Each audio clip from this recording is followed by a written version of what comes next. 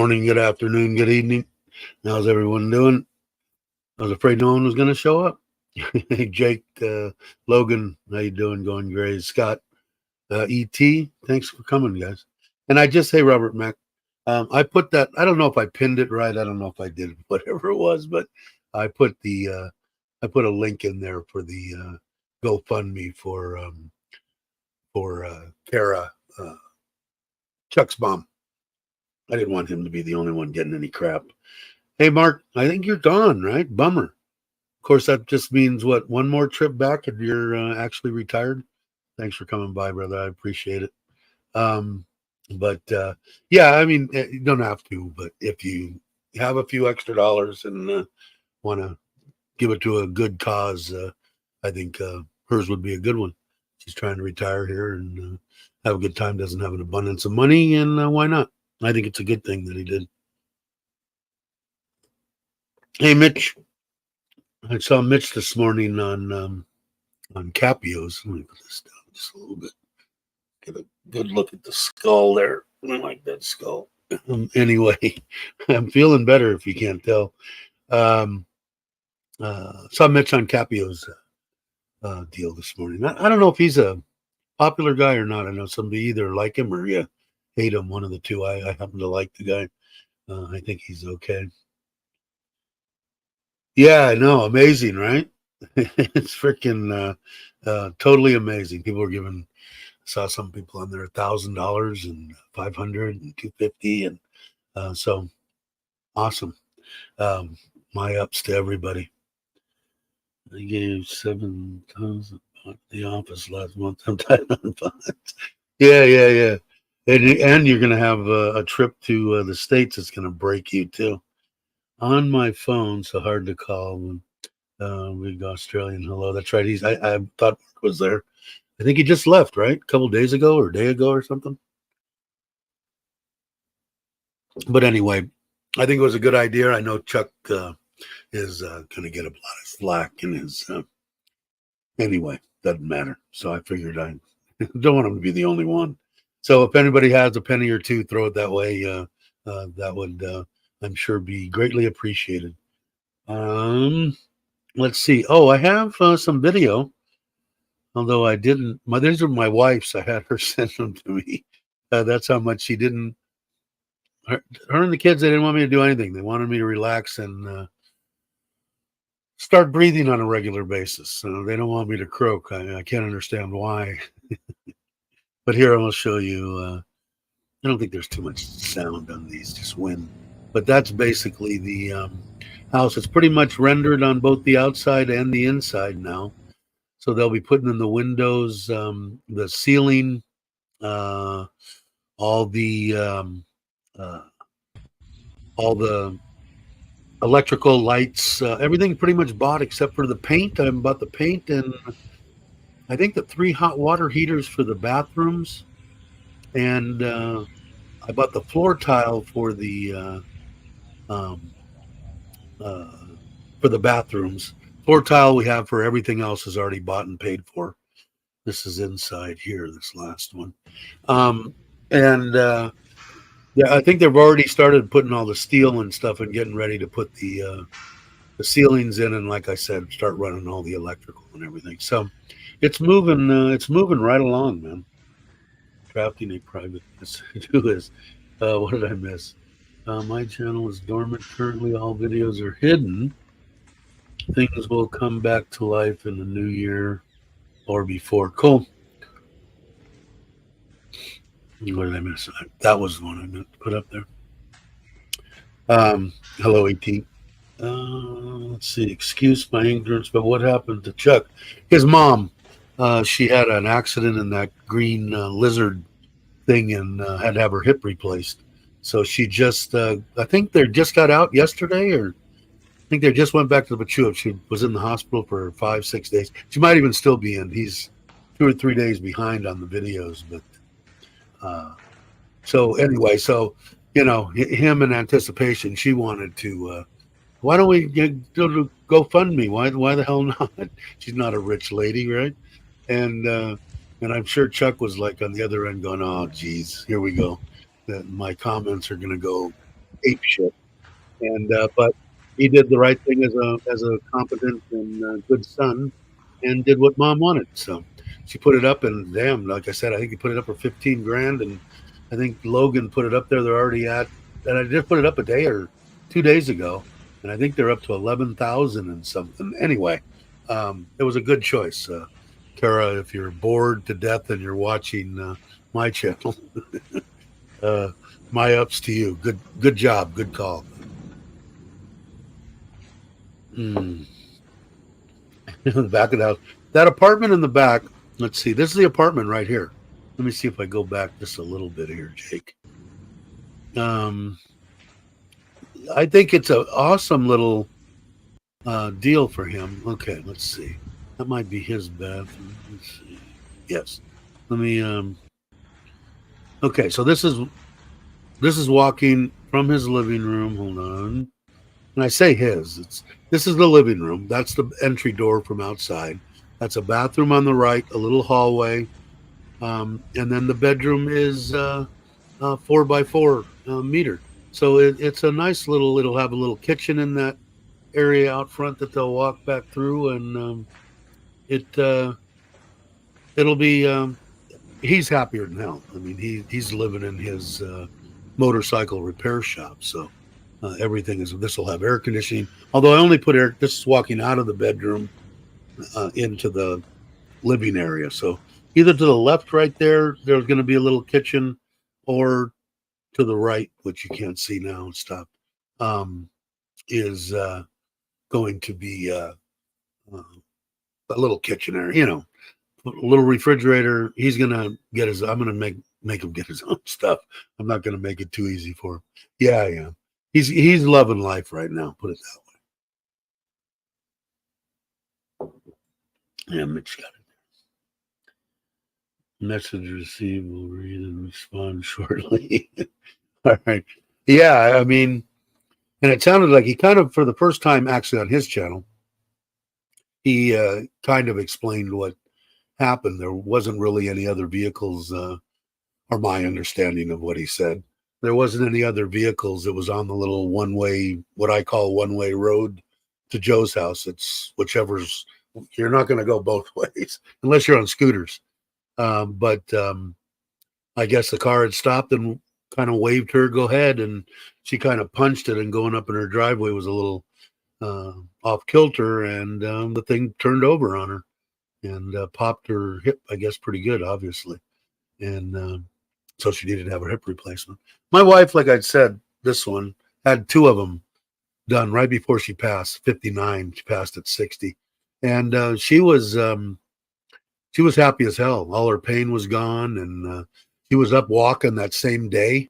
They had her up and about, and she loved it. I mean, she thought it was the best thing since sliced bread. And I'm sure that Kara will get to that. We'll get to that point too. It seems like she's not experiencing much pain when she's on the walker, so that's awesome. Hey Kenny, how you doing, Sampit? The new, when he gets here, Paradise in Thailand. Let's see. I chatted with Kara at 3 a.m. Thai time this morning. She's doing well, tired but moving the right direction. I ceased her for chastised her for not being asleep at 3 a.m. She said, why the heck I'm not sleeping? Yeah, it just sounds like she's got mine and Mitch kind of sleeping habits, but I don't sleep either. But on and off, right? I get a little bit, but what was I going to say? I just showed. I don't know. Did you get to see the house, Kenny, or did you come after I was running those videos? If not, I'll run them again in a little while here. And did I miss anybody? Everybody just saying hi to Kenny. Oh, Ryan's here. Hey, Ryan. What's up, brother? Hope you are well.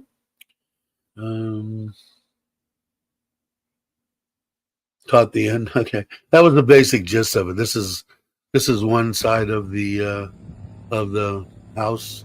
Pretty much rendered both inside and out now. So I guess they'll put all the windows and all that in. I did. What did they hit me up for? some money for a tile cutter, which was only 1,000 baht, just a hand tile cutter, and they're getting ready to do that, and then putting in all the steel and insulation and everything that's going in above the ceilings and all the electrical. So they're moving right along. That's where we parked the camper, and that was fun. I had a good time. I pretty much did nothing. I did drive all the way back to Ubon, an hour each way, and spent 2.5, 3 hours at the Home Pro or wherever the hell we were. And bought floor tile for the bathrooms, 3 sinks, spent about 25,000 baht on pretty much the balance. Like I said, I think there's going to be lights. We bought a bunch of lights and stuff. It's pretty much going to be paint and a couple of little things left, but it's definitely moving in the right direction.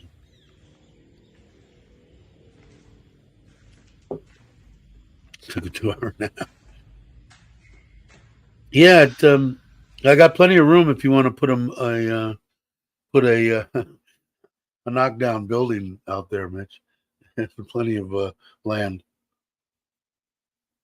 They're going to put in. He's trying to convince me now. Maybe I'll get a little input from people here. I think that 4 meters on a driveway, that would be basically 3, 6, 9, 12 feet wide, coming in, and then it's going to go alongside of the house, and then there's going to be like 6 by, I don't know, big covered parking in the back, enough for maybe 3, 4 cars and a bunch of scooters in the back. But he's saying it should be 6 meters wide. I'm going, why? Well, then both ways. What do I care? First off, I'm not going to even be there, let alone how many people are going to be coming in there and going in and out and passing each other on my freaking driveway. So I don't know. I got to have them. Hey, Paul, how you doing? See how much it's going to cost. Basically, is what it's going to come down to. Anytime, brother. You know that. Hell, if I would have known that you really wanted a place to go, I would have had you take the apartment in the back and just kind of kick it there. You'd have had a good time. But it is reasonable. I looked at those teak places, kind of like what Uncle Craig has and a bunch of people have here in Thailand with the teak, and they're freaking awesome. I dig them. My wife was the one that said the bugs will eat it down and it'll be gone in a week, which is an exaggeration, but that's what she thinks. But I think they're absolutely gorgeous, man. A little bit of upkeep and stuff like that, you know. Granted, Craig will do it himself. I would just hire somebody to, whatever it is, even if it's every 6 months, you know, it needs to be resealed or whatever. And who cares? I think they're gorgeous. Anyway, thanks, Scott. I'm glad Scott's back. How things going? Did you get any kind of input from anybody giving you any kind of leads on getting some work on the internet? I know last time that we saw you, I've been sick, so it's been a couple of weeks or whatever. I didn't know if you, I know that you had gotten some information. I can't remember who it was from somebody. Anyway, yeah, I think it is, man. I think it's awesome. My wife in wood, man, she doesn't think there should be a stick of wood in Thailand because of the bugs.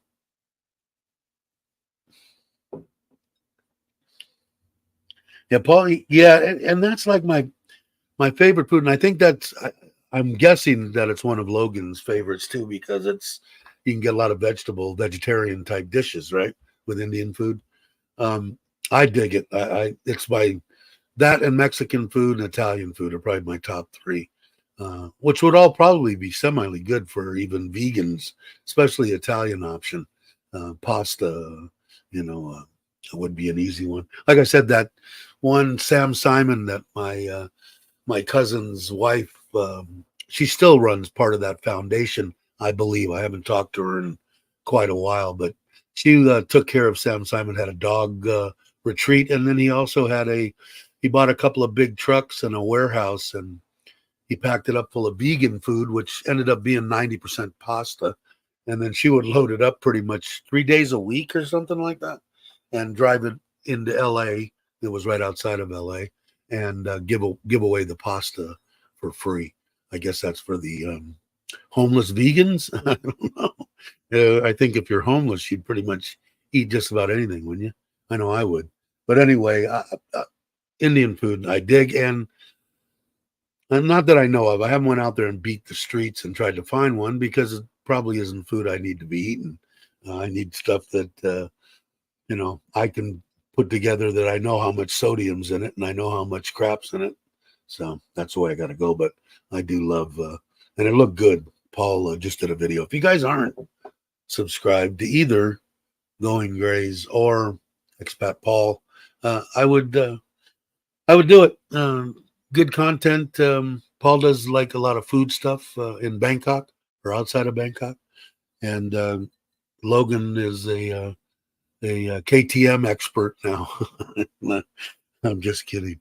He's doing a bunch of videos on little improvements that he's doing on his KTM.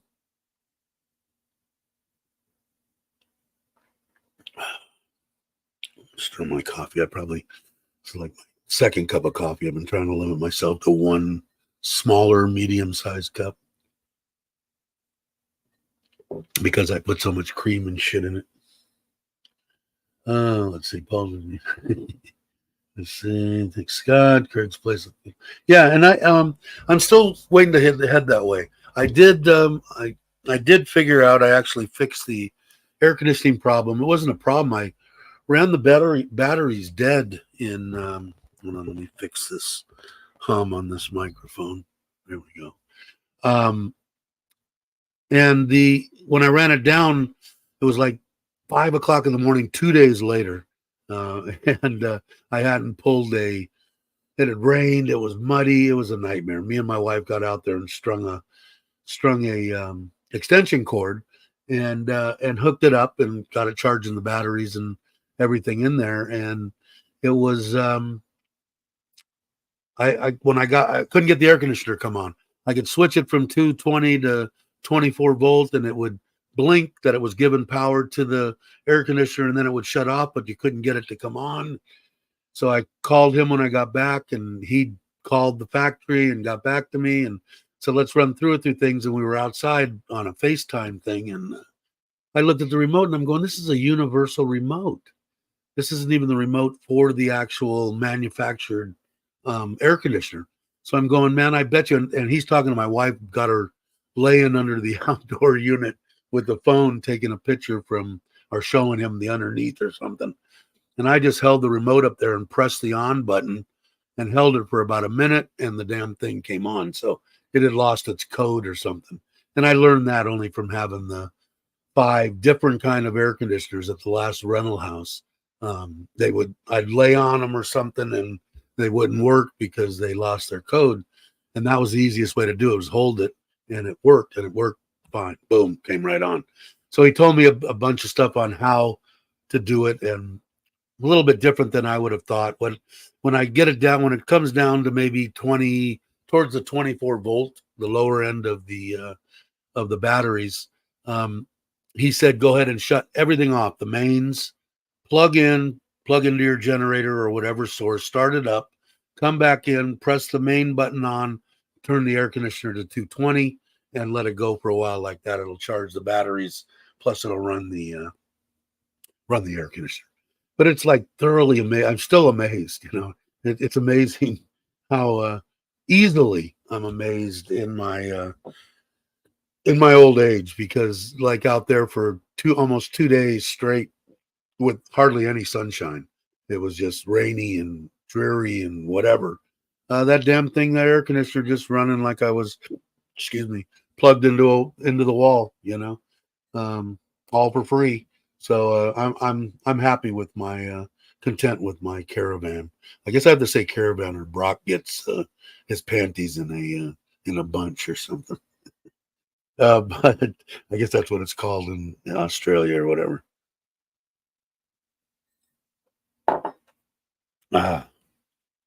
But yeah, digging that. So I'm going to head out, I think, and maybe supposed to go to the doctor today is what I'm thinking, because of the going to the hospital and being in there when I was supposed to go to the doctor, and then him coming over to the private hospital and giving me a week's worth of medication. And anyway, I was supposed to go a week, 2 weeks ago, 3 weeks ago, and we put it off for a couple of weeks because of the vacation and all that kind of shit.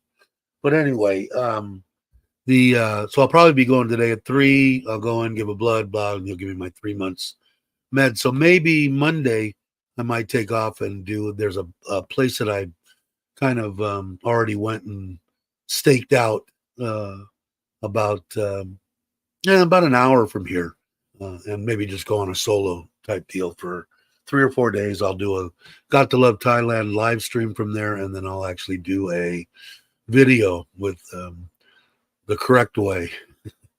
We'll see. What is he saying? 220 trailer trash. Thanks, Scott. Appreciate it, brother. Let's see. Starbeam is the place that I've been to. They have Mexican food, sort of. They have some fried. I haven't been there in a year and a half. They have a burrito, I believe. They have pizza. They have a sandwich. I had their sandwich, pretty good. But do they have? Let's say TripAdvisor. Yeah, I don't know if they have I don't know if they have Indian food or not. But I know they have they're probably the only place that kind of comes close to having Mexican food here in Surin. Yeah, I'm a sucker for it too, but it's probably loaded full of sodium and everything I'm not supposed to have, right? Hey, Ralph, how you doing? Glad you could make it. Wrong people, wrong Indian. Hey, this is who I was talking about. Mitch, were you there when I kind of told Capio about Paul's deal? So Paul, and I still don't completely understand it, but how long were you a teacher, Paul? 10 years, 12 years, 15 years, whatever. And now he's going on a new endeavor with a doctor here in Surin, and they're going to be teaching and giving away and doing stuff and helping Thai people, children and stuff. So Capio was on. His wife, just so you know, Paul, it's easier for me to talk instead of like text you. His province is right here, his wife's. And he was talking about a school there that they have absolutely no English whatsoever, zero. None of the teachers can speak it. No one can speak it. So just write him an email. He'll probably maybe see it, maybe not, or catch him on a live and just tell him Dave from or Got to Love Thailand. I don't think he knows my name. I don't think. But maybe it's something that will help you out. Let's see.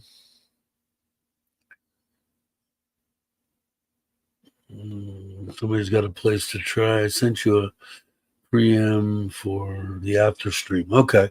Can I put it? Can I put it in there? I'll put a link to the hold on, let me go back.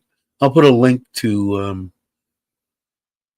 this here that if somebody wants to, and I'll try to before I get done, I will try to put it up again because I know it's a pain in the ass to try to go back or if anybody wants to come on, as long as you show me your face in the green room, you can still turn off your camera after that and whatever. So, but I know, and Paul's going to come on, I think, one time when in the near future and explain. I don't know if I'm just dense or I don't know. Like I said, if I'm not, I have to be more wanting to know what's going on, and now I'm getting to that point. So I will actually then listen when people say that's horrible to say, right? I'm a horrible person. I used to be real bad, so you can imagine now. Let's see. We'll do Ralph. What did Ralph say? I missed something. Thai weather here been in the 80s. Oh, that's right. Ralph, you're in Seattle, right? Is that why am I on top of something? Did I actually remember something? Hey Jay, what's up? Hope you're well. You can send here you go. A message on his Discord. There you go, right there. Thanks, Jake. Good guy. Like I said, love him, hate him type person. A lot of the trolls and stuff don't like him, which makes me like him.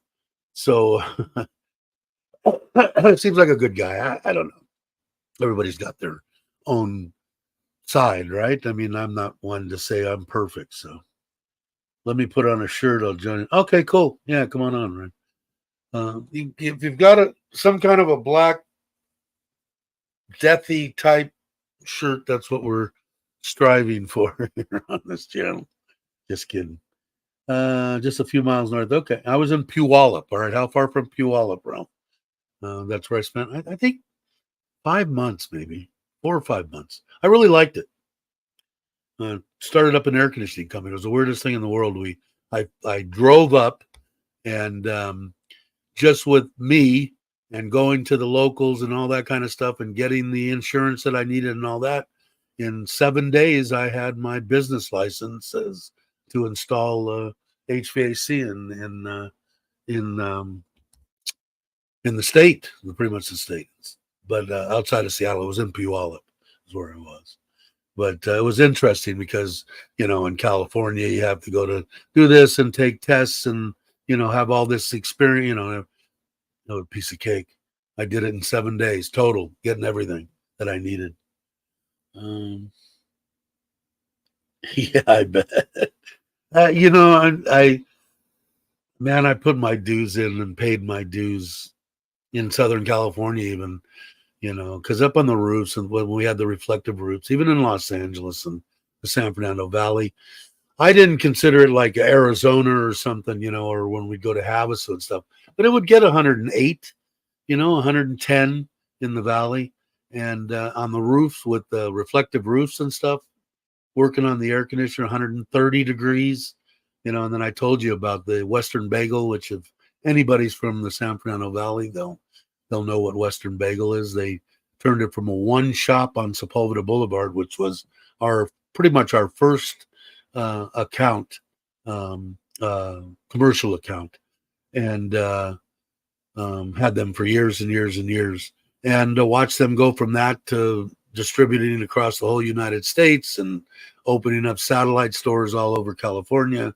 and anything. But the thing I'm getting to is their main place in Sepulveda was a giant bakery with, freezers all inside and refrigerators and old belt-driven crap, on the roof. And when you'd go in there, I had my Air Force jacket with the zippered center flight jacket, and I would be wearing that. It'd be 135 degrees inside the bakery, but I'm walking into a freezer that's minus 25, so just like easy to get sick there. And I don't know how many nights I spent on the roof of Western Bagels, but it was a great account. Good people. I don't know if they're both passed away.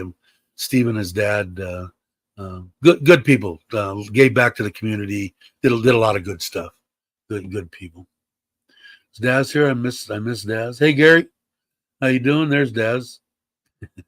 You just wake up, or I don't know. Daz is another one I think that has the same sleeping habits as obviously me and Mitch, and I guess Kara. But I haven't got to meet the lady. I hope. I'm looking forward to it. I will take a ride sooner or later. I'll end up saying hello to her face to face, but we'll see. Hey Jack, how you doing? Glad you could make it. Appreciate it. But yeah, so I don't know. So I paid my dues in that hot weather and climbing in attics and doing all that stuff. I did that when I was young, late, mid-20s. We started when we were right out of high school, 19 years old. He had worked, while the last 2 years in high school, he worked for an air conditioning company. And then his dad worked for the school board. The guy was a genius, the boss, we called him. So when we got out of high school, he said, okay, I'm going to quit this. I'm going to start my own air conditioning company. You want to learn air conditioning? Sure, why not? I wasn't doing anything.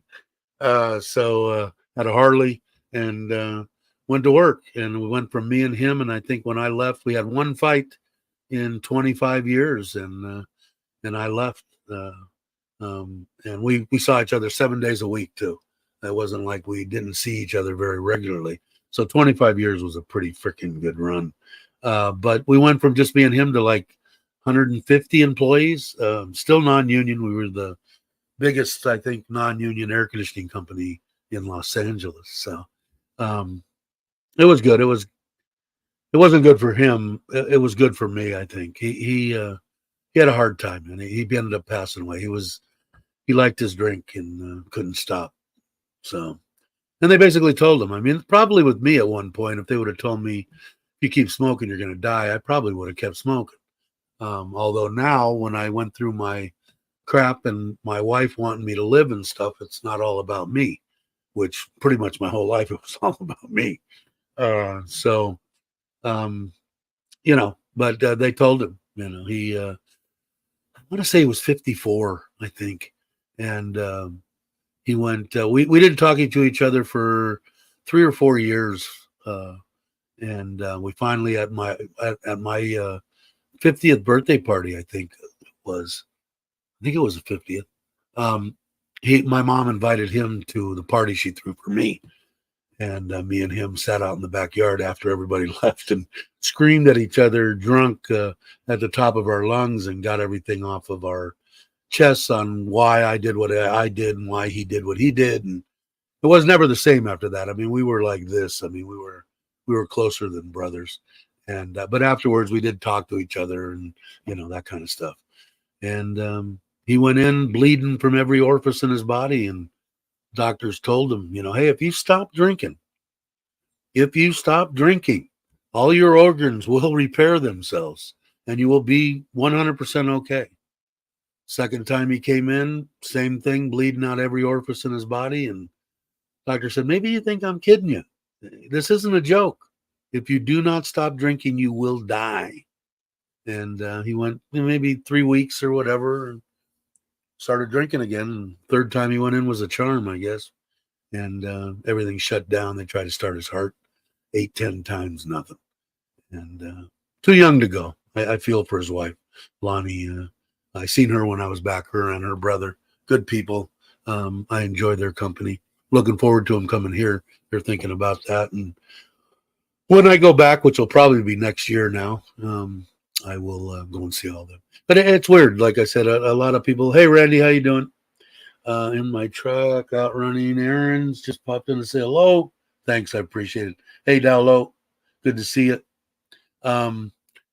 It just all of them alcoholics, man. Like I said, I want to say maybe off the top of my head, I could just think right now of 6-8 people that have passed, all of them alcoholics, all of them young, 48, 50, 54, young to me anyway. I mean, when I was 30, 50 was like an old man.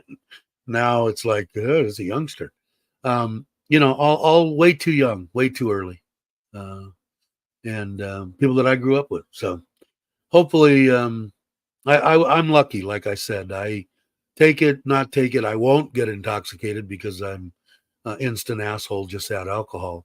And I won't do that. I won't subject any of my friends or family or anything to any of that. So, but I have the ability to sit down with whatever, let's go for Mexican food and drink 2 margaritas and go, I'm feeling a little, okay, let's have a Sprite or a soda water or a Coke, a Coke Light or Coke Zero.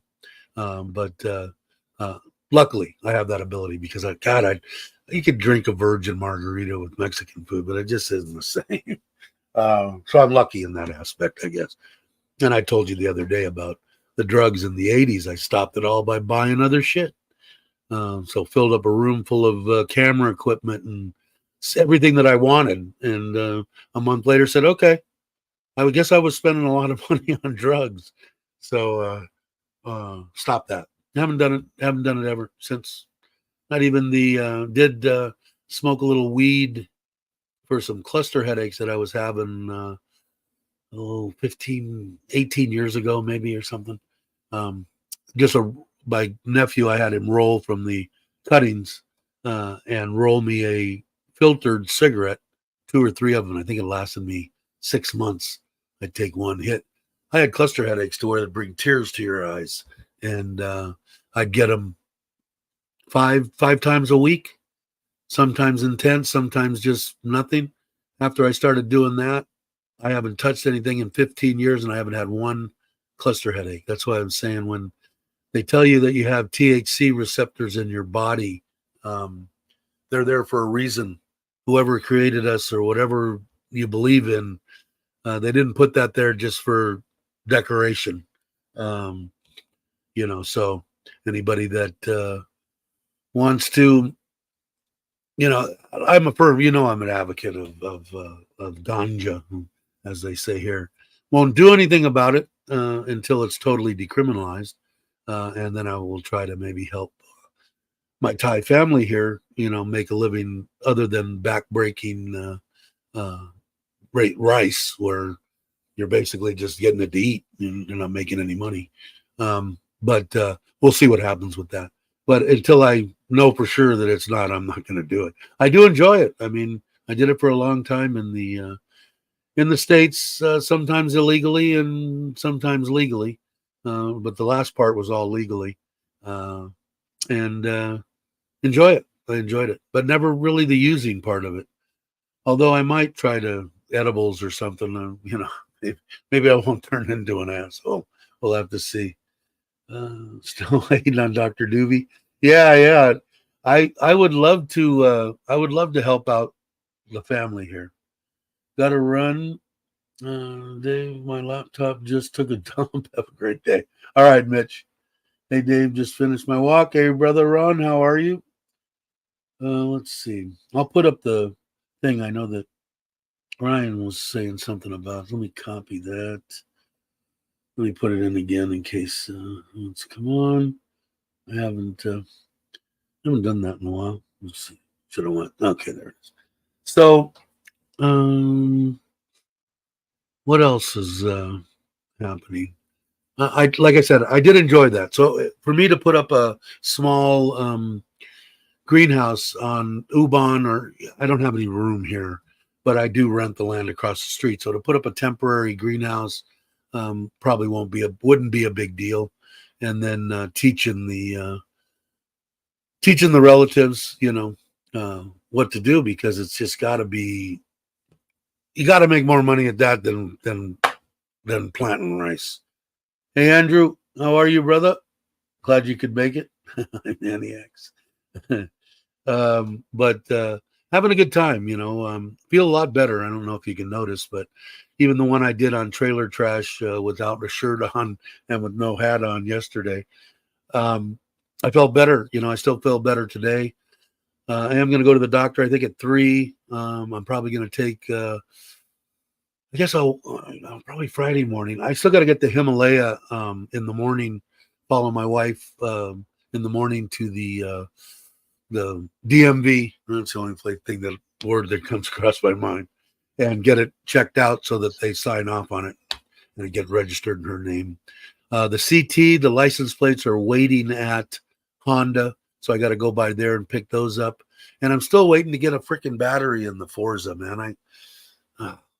Anyway, I don't want to go off on that.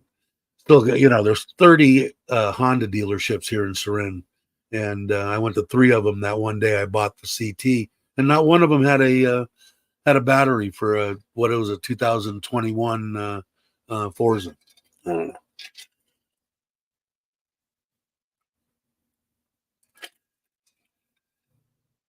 Who's going to Sizzler? Ron is. Saying hello. You sound better today. Yeah, I think every day getting better. I'm not as congested. But like I said, I think I had that whatever nasty fluish crap that was going around and COVID at the same time. I know I had COVID. I shoved the thing up my nose, and my wife put it in the water or whatever and poured it in there. So, but I only tested 4 days and tested. So I had it for quite a while, I guess, before that. But feeling good, man. Feeling good about the house. For the ones that didn't see it, we'll run one of these shorts so you don't have to look at me videos. It's pretty much all rendered. They'll be putting in the windows. They're putting in the metal for the ceilings and the electric lights, doors, windows, and they're starting on the tile. So freaking amazing. But that driveway is going to run along the side of the house there, all the way from the front, the other side of the trailer there, alongside the house here. He wants to make it 6 meters wide, all the way to the back, and in the back there'll be a cover and a uh, parking back in the back. But really happy. Like I said, I still think it's going to be in the 1.7, somewhere right around there. Uh, $50,000, man. Totally amazing. Like a lot of people. If you're single and you're coming here, do I suggest? No, not really, unless you've got a significant. If you're single, I guess you don't have a significant other. But if you do run into somebody and you do feel, that you are going to spend the rest of your life with this person, and don't be stupid about it. And, I don't see any reason why you should be afraid of, always be cautious. And if you want to, go see an attorney, see what you can do. I don't have a clue. Everything that I've got is in my wife's name. Let's see. Ryan has a shirt on, so we'll let him come in. What's up, brother? How are you? I'm doing well. Sorry about this. You could tell I haven't done this in a while. I don't even have my lights set up, nothing. I had actually put up my laptop and I was doing all my morning stuff. I was actually eating my grits and eggs when I said I'd pop in for a second. So, Yeah, for sure. Yeah, I just, what did I have? I had rice soup. Give me a little bowl of rice soup. My mother-in-law and my wife are now making it with very minute amounts of sodium, which is hard to do when you're trying to use a base in a soup, because that's basically 100% sodium, chicken base or a beef base or a pork base or whatever they're using. But they do it pretty good. I mean, it's a little bland, but like I said, man, I've been eating junk. I'm going to be 67, which is unbelievable. And I've been eating junk since I was 12. McDonald's, Burger King, Jack in the Box, Taco Bell, Pup and Taco. I mean, that was just what I ate. Yeah, I resemble that remark. And am I going to miss the food? Yeah, but it's either that or die. I mean, the writing was on the wall 2 weeks ago when in the middle of the night, I hadn't had that shortness of breath in 3 years. And to have that, a little bit of it, and knew exactly what was going on. I had extra furosemide tablets and I popped those, but I'm still a dummy. I should have just went straight to the doctor and sat on the edge of the bed and controlled my breathing and, peed as much as I could and went to sleep, but I still didn't feel good in the morning. And when I got up, and then they admitted me when I went in, was the start of all the junk over the past 2.5 weeks or whatever. I just knew. My wife just looked at me. You better not die. She's looking forward to changing my diapers at 100 years old. So I'm going to try to oblige her. But I do. It's like, it's hard for me to believe, because when I was 35, I figured 35 is a good round number. I've had a pistol in my face way too many times and been close to, I don't think you really know much about life until you've experienced near death, and which you probably have in your line of crap you had to endure. But it just, I didn't think I was going to, and here I am. I almost doubled my age, and I still feel like maybe I could go 10, 15 years if I take care of myself. If I don't, it ain't gonna happen. I can remember sitting down with one of my financial advisors, and they always start that plan, and they're like, "Okay, life expectancy, age," and they put it at like 88, and I went, I said, "Decrease that number." I said, "I've been rode hard and put up wet one too many times." It is, but like the way that I feel, okay, way overweight, obese, whatever, morbid obesity. I mean, that was the words that my lung doctor used when I went in. And do I see a fat guy when I'm sitting here? Yeah, but not like morbidly obese, but I guess I am. But of course they say I should be 156 pounds too. And, that is never going to happen. So, but around 100 when I got out of granted I was weak. 3 years ago, when I had lost all the weight laying in bed almost dead, I was 103 kilos. Mm-hmm. And I felt pretty good around there. And I don't know what that is, even weight wise, normal weight. But I felt okay. About I don't know what it, 215, yeah. I think. Yeah. And I always felt good at right around 205, when I was healthier. And a lot of that was more muscle than Right. fat, but I was young then. So somewhere around there, if I could get back down to there, and the doctor said you need to take 2 years doing it, and I'm one of those guys. Well, I'll just stop eating all carbs and run myself into the ground, and I'll lose 20 kilos in 6 weeks, and that's definitely not the way to lose weight. Yeah, So it he's does. saying take 2 years and do it in 2 years. And I looked at him and goes, "Oh, so you think I'm going to live for 2 years?" And he kind of laughed. Said, "Of course you are." I said, "Okay." He's a good guy, my lung guy. Yeah. But it was amazing. That doctor, like I said, that saved my life. He been working at the government hospital all day. That I went in that morning and saw the lung doctor, and 8 o'clock at night, 9 o'clock at night, after he left his all day shift at the government hospital, popped right into my room in the private hospital. I mean, you don't get that kind of crap. I never experienced it in the States. You were a number even in the States. I don't care if if you're with whoever you are. Like I said, I'm a big advocate of anybody that's worried about coming to Thailand and not getting good medical care. That's the least of your worries here. Well, I can tell you that I just went down and had a physical done at the Bangkok Badia Hospital, and I had talked to some people online, and they had asked me to schedule the appointment because sometimes it would take a month to get in. They said, Oh, really? sometimes it can take about a month. Well, they're not realizing I'm in Thailand. They're thinking I'm in the States or in Europe or something like that. I said, yeah, no Right. problem. So instead of calling on the phone, I jumped on my bike, drove down there, walked into the lobby, talked to the nurses, like pointing at my phone saying, hey, I need this certificate, this exact one here. I know y'all have a doctor. I read online you have a doctor that's certified to do it. And they're looking, they said, oh, yeah, we can do it. We can do it. And they're like, you want to come up now? And this is in the afternoon. And I'm going, no, I wanted to make an appointment. They're like, okay, tomorrow, 9 o'clock. I said, let's do 10 o'clock to be safe. Don't do 9 for me. Let's do 10. That was one of the biggest thing that amazed me here was when I did have to go to the doctor and said, okay, well, I guess just make me an appointment. No, we go right now. You'll see doctor in a half hour. Yeah. I'm going, what? Yeah. At the private hospital. Right, a little bit right. longer than that if you're going to the government hospital. But thoroughly amazing, man. Like I said, the care that I got for the 3 months that I was in, the 2 months that I was in ICU, and the month that I was in the private room. Mm-hmm.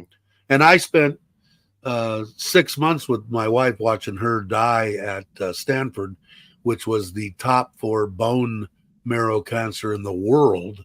And Right. And she got the best care I've ever seen, and I put Thailand up against the care she got there. Yeah. It's just unbelievable. Yeah, I told somebody that a while back. I came here on vacation years back, and of course, different atmosphere, and I got sick. I got, a flu or whatever. And so I went down and saw one of the private doctors here. They've got a doctor here in Pattaya. His name's Dr. Oliver. He's actually a French doctor, but he's certified here.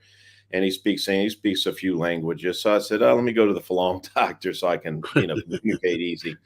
So you go make an appointment. Everybody's going, oh, you went to the expensive doctor. You went to the expensive doctor. It was I think by the time the smoke cleared, including getting a shot, because I told him to give me a shot, to clear up the sinuses and everything. I think it was about 1,600 baht, and that was included medications and a shot and a visit. And what stood out to me is, you go in there, no appointment, no nothing, walk in, had my passport. They copy your passport, give it back to you, tell you have a seat, doctor, see you in a little while. About 10 minutes later, he steps out, calls me back into the room. I sit down. He takes the blood, not a nurse. You know how you doing in the States. I don't Right. know about your anywhere else, but he took the blood pressure. He took the temperature. He did the whole workup, sat there, everything. The only time I saw a nurse was when she came in to give me a shot in my ass. And it was that, and I told somebody, I said, man, it's that one-on-one bedside manner that, when you go Yeah, to the doctors and the hospitals in America, you just feel like it's like a cattle process, like, right, "Man, the heck," exactly. and they come in, "What's this?" And every once in a while, you get a good doctor, but, um, here, it's like you just Well, like I said, when I just did go this ahead. last one, she's sitting there and she's going through everything, and I wanted to look and go, "Doc, did I pass or not?" And I mean, trying to explain everything, taking her time, and I'm going, "That's wonderful, Doc. Like, just give me the certificate, let's move on." But she really was good. So to what you're saying, yeah, the medical here has been It's incredible. unbelievable. Well, I've always, even with my doctors in the States, and I had decent doctors throughout my life, I still 99% of them, there was one in particular that I didn't feel this way. I always felt rushed. Well, Hmm. what's going on, Dave? How you feeling? Come on, spit it out, And I never felt that way with this man. He would sit down and listen. If I wanted to, if me and, because we both go in at the same time, we both go to see the doctor at the same time. We have our blood drawn at the same time. We go every 3 months. He gives me 3 months worth of meds, gives her 3 months worth of her stuff and all that kind of stuff. And never once have I felt like I'm being rushed at all, ever. And Right. like I said, he was he was he's amazing. He's a great guy. Both of them were. The lung guy is no slouch either.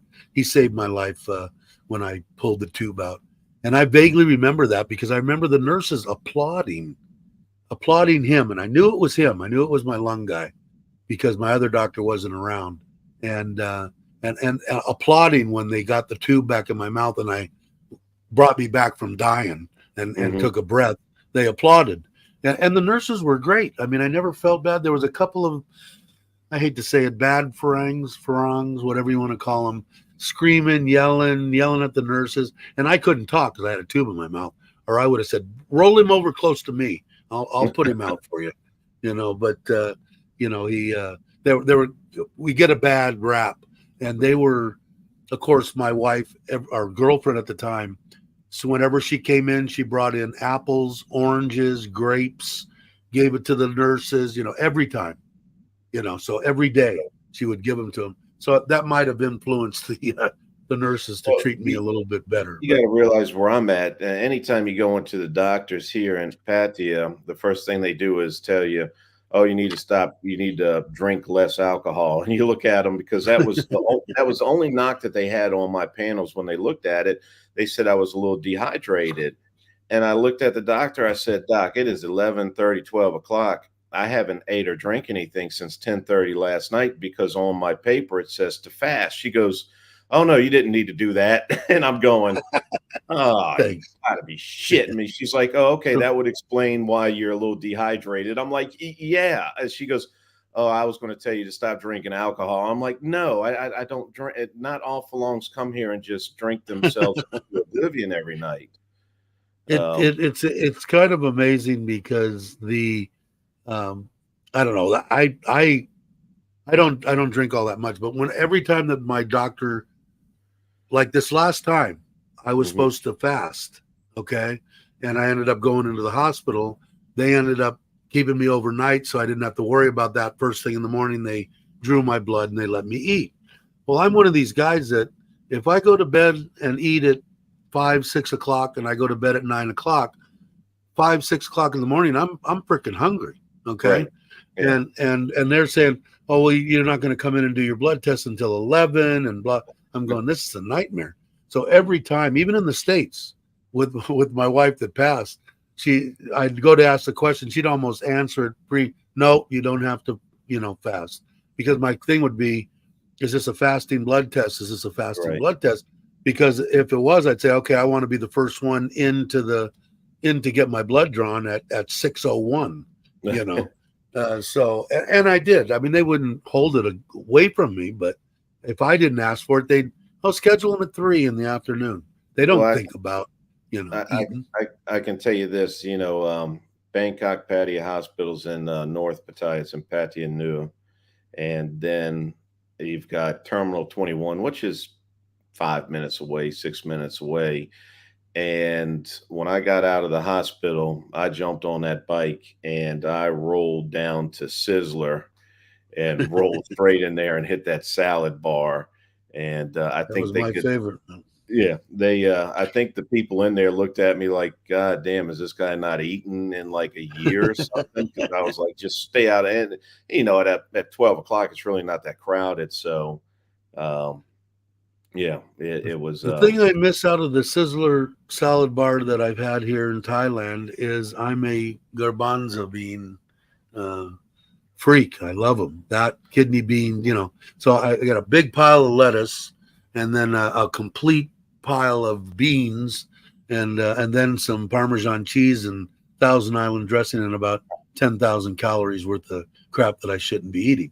I But thought you were gonna be the quail eggs. That's my favorite. they're good.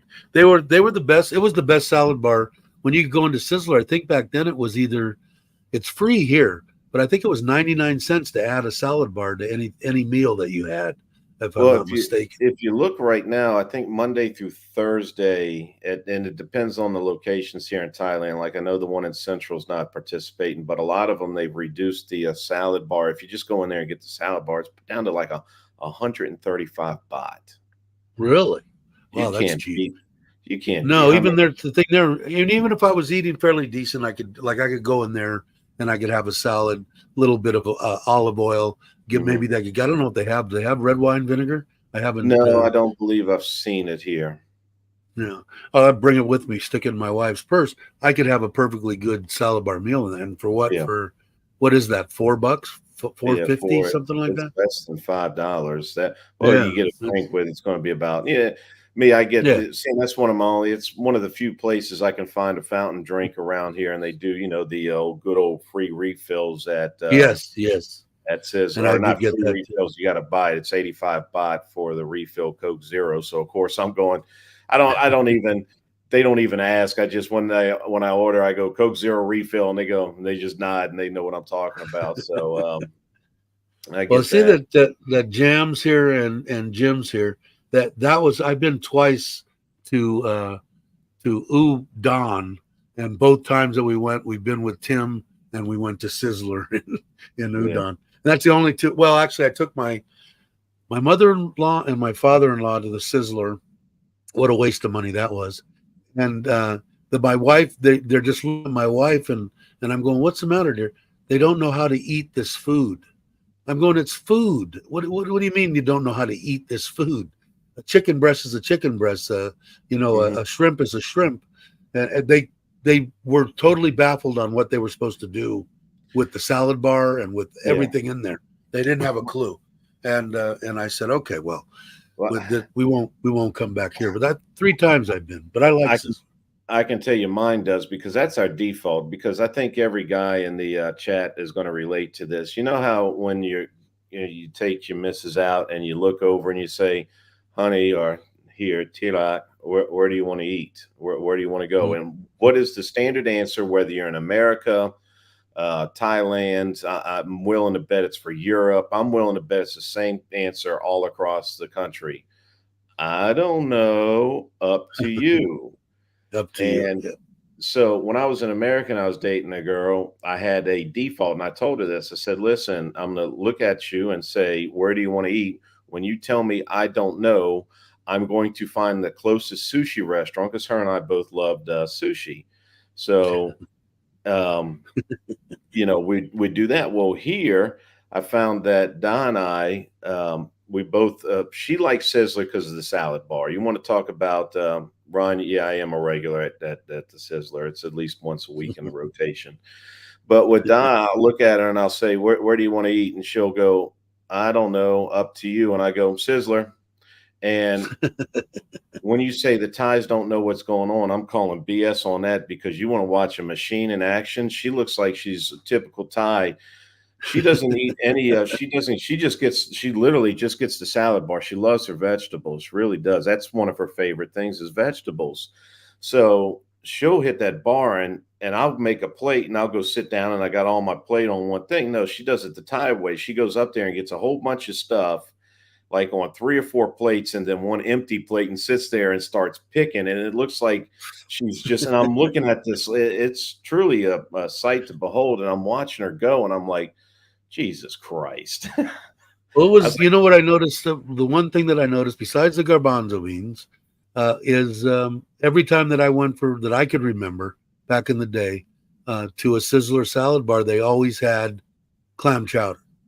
And it wasn't the uh, greatest in the world or anything by any means, but I did enjoy they, having the I've never clam seen chowder. clam chowder here. I say I'm not a big soup person, so Right. I'm lost on all that. But a lot of the guys they like the mushroom. They've got a tom yum. The other day they had a tomato soup because someone was No, commenting mushroom. about that. I would go after the mushroom.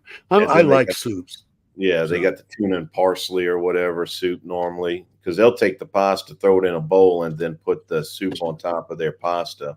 pasta. Yeah, the yeah. big the biggest thing with everybody that I've seen here that I've saw that almost all Thais do 99.9%, but I'd make pizza all the time.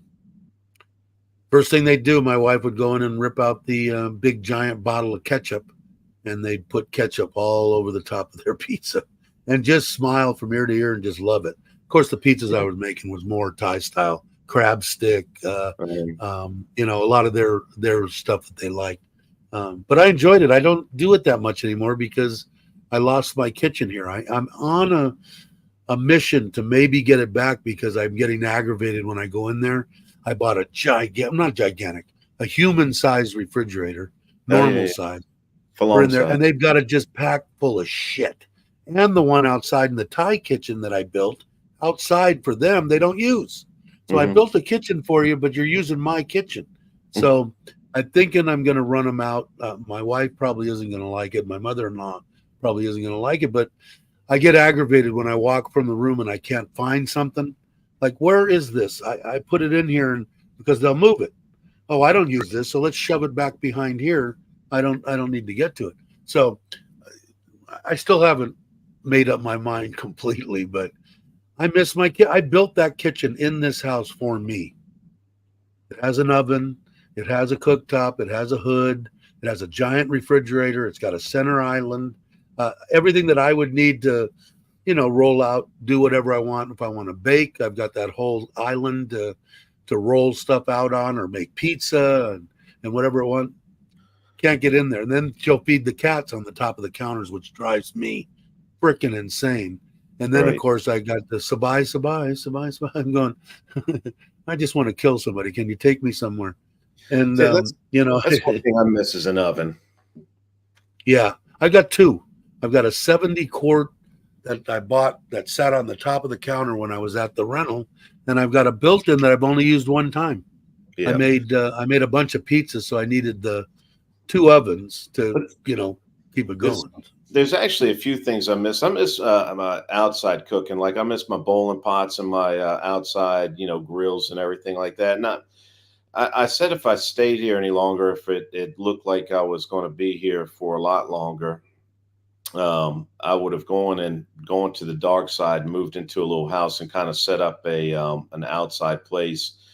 Um, Right. when I was when I was still going to school and everything, my teacher she had we'd go to her house, and her husband had a little outside set up with the burners and everything like that. And I used to look over there saying, "Boy, could I do some damage here?"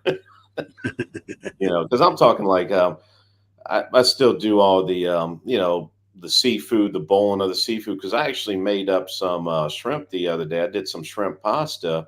And you know how the Thais do it here? They throw it on a grill or throw it in some water and then dip it in sauce. And I'm always going, you put some flavor with it. So finally, I did some shrimp pasta a couple weeks back, and I got her to peel up the shrimp for me. That's always nice when you get your assistant to peel up the shrimp. So she peels the shrimp, she pops the heads off, and I'm going, no, no, you got to peel the heads too and everything. And she's watching me do everything. Of course, I'm breaking out the olive oil and the butter and the garlic powder and the Cajun seasoning and everything like that, and the paprika.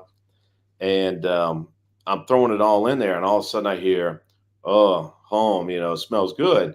And I was like, "Yeah, come over here and try this." So I gave her, when I did the shrimp up, I was sauteing the shrimp, threw it on the plate. I said, "Here, try one." And she ate it and she's like, "Oh, Aloy." I said, "That's called, cooking with seasoning, not just cooking the food." They don't. They just experienced a little bit of something because I ordered a bunch. She wanted to get some crab and stuff, and it was like 600 baht at the Big C outside the Big C. It was the stuff that already peeled back. You got the knuckle on there, big hunk of crab, a bunch of it, right? Right. And I experienced them with garlic butter. Uh, I said I've never eaten crab or lobster or anything without seasoning like this. right. But I want to show you something here. I'm going to share this. Can you guys see that? This, I want to show you, kind of take the top of my building. Oh, wait, the top of my building that I'm in, which is this building right here. That's the man cave. If you look on the top of it, there's now a fan and a table and everything above there and a sink. There's going to be a big smoker and barbecue, not big, up Wow. there. And there's stairs on the end that go up there. That's my outdoor because I don't have any room. Look at my backyard. There's a pool on the other side of the pond. So I couldn't have fit more crap in this backyard than what I fit. But I do have that option, and I'm planning on doing it. I should have ordered the barbecue a while ago, but there's a table up there now that you can't see that we bought with six chairs. You know, in the States, we call them the green eggs, but getting a little lesson on them from they had the the Patia meat cook off or whatever, and green egg actually ripped off a Japanese. They call them the Komodos or someone's going to correct me on it, but basically the Japanese invented this type of grill, and then someone in America said, "Oh, we're going to call it a green egg and charge people out to ask for it." Yeah, sure. There's a guy that actually builds them right there on the dark side in Patia, and everybody says they're spot on. So I haven't. The one that I was looking at is one of those cheap barrel combination barbecue smokers, the one that have the little smoker at the end down below, type thing. And I'm sure the ones, it's only like 3,000 baht. So I'm imagining it's like the thinnest crap in the world. But I figure it'll probably last 10 years until I die. And I'll use that for now because I can do a little bit of smoking, not the greatest in the world, or I can do barbecue fairly easy with it. So I'm going to get that one at first, and then I want to it's people are trying to talk me into building a brick oven up there for pizza, and I'd love to, but I think the weight and the size, there might be some restrictions. On Lazada, they sell a little one it'll take about maybe 14-inch pizza, right? And it's like a little brick oven, and it's driven by, in the back there's a tray with wood pellets. So you put it back there, fire them up, and it gets up to like 550, 600 degrees. So I might, and they're not that expensive. So in the meantime, I'm going to get one of those, and then I still want to try to, when we were gone, we left.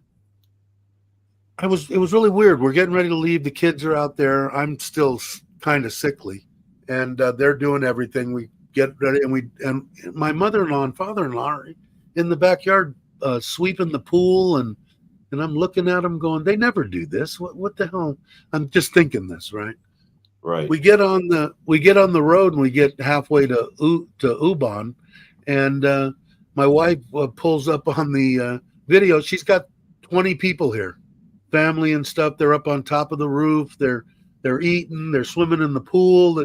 The whole 3 days we were gone, they were here having a party for 3 days, which I wanted. One of the reasons that I kind of wanted this so that we had a little area, because once I put this building here, all the space was gone.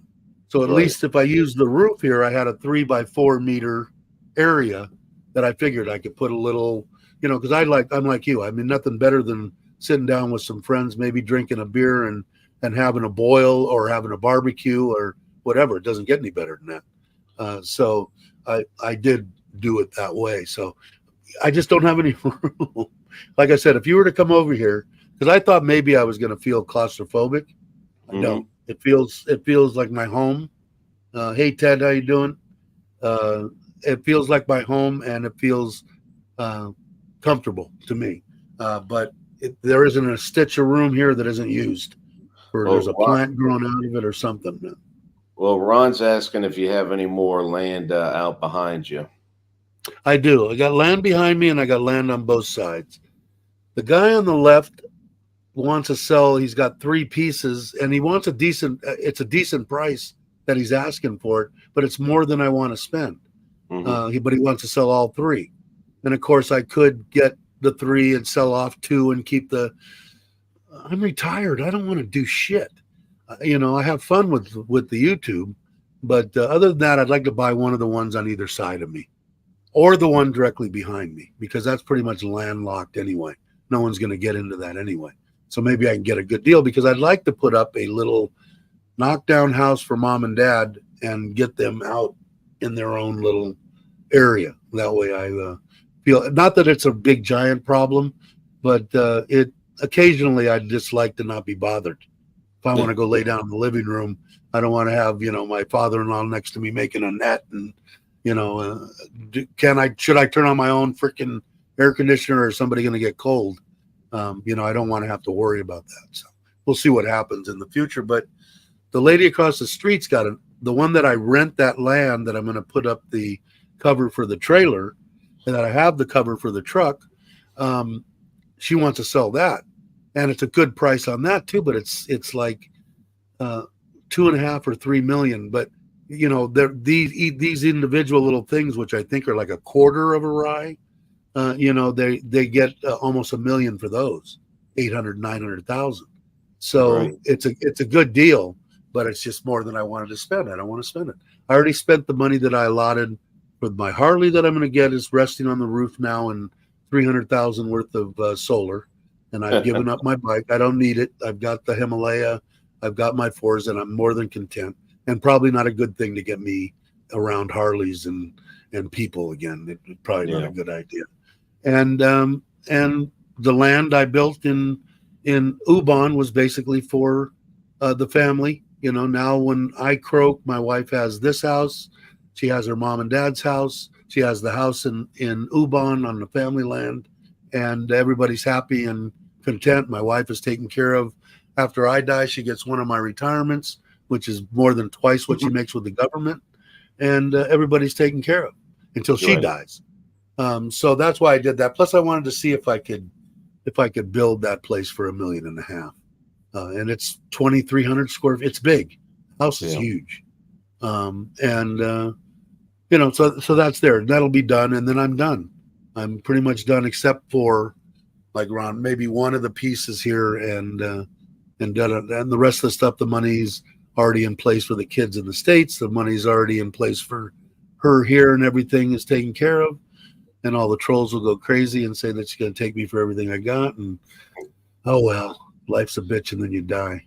But well, after seeing you without your hat and shirt on yesterday, I think she deserves everything she gets. I have to agree with that. And it's like, I didn't want to go on. I was going to go on, and I'm so used to StreamYard. I'm used to just being able to do this, right? And so I said, okay, well, I don't know how to do that over there. I'm just going to go live on, and I scheduled it, and I couldn't get it to go off, and I just shut everything down and canceled everything. And Tommy sent me a message saying, I'm showing that you're going live in 10 minutes. I'm going, really? So I go back on there, look at it, and couldn't even figure out how to turn it on to go live. It took me 10 minutes.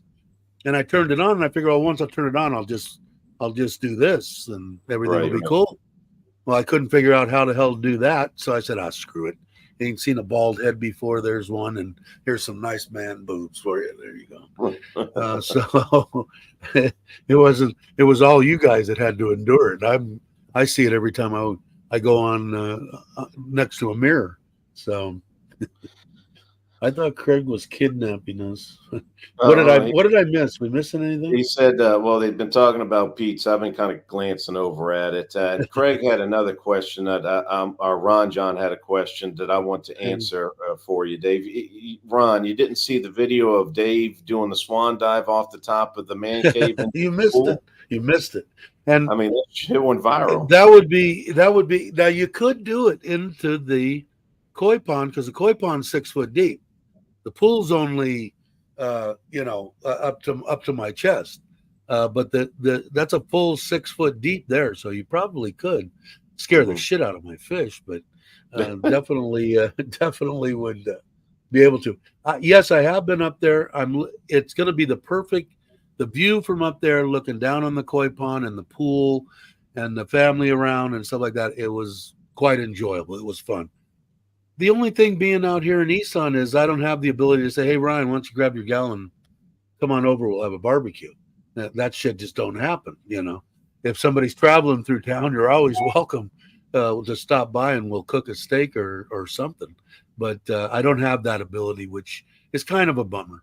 But I'm going to be out and about using the trailer. I really like the trailer.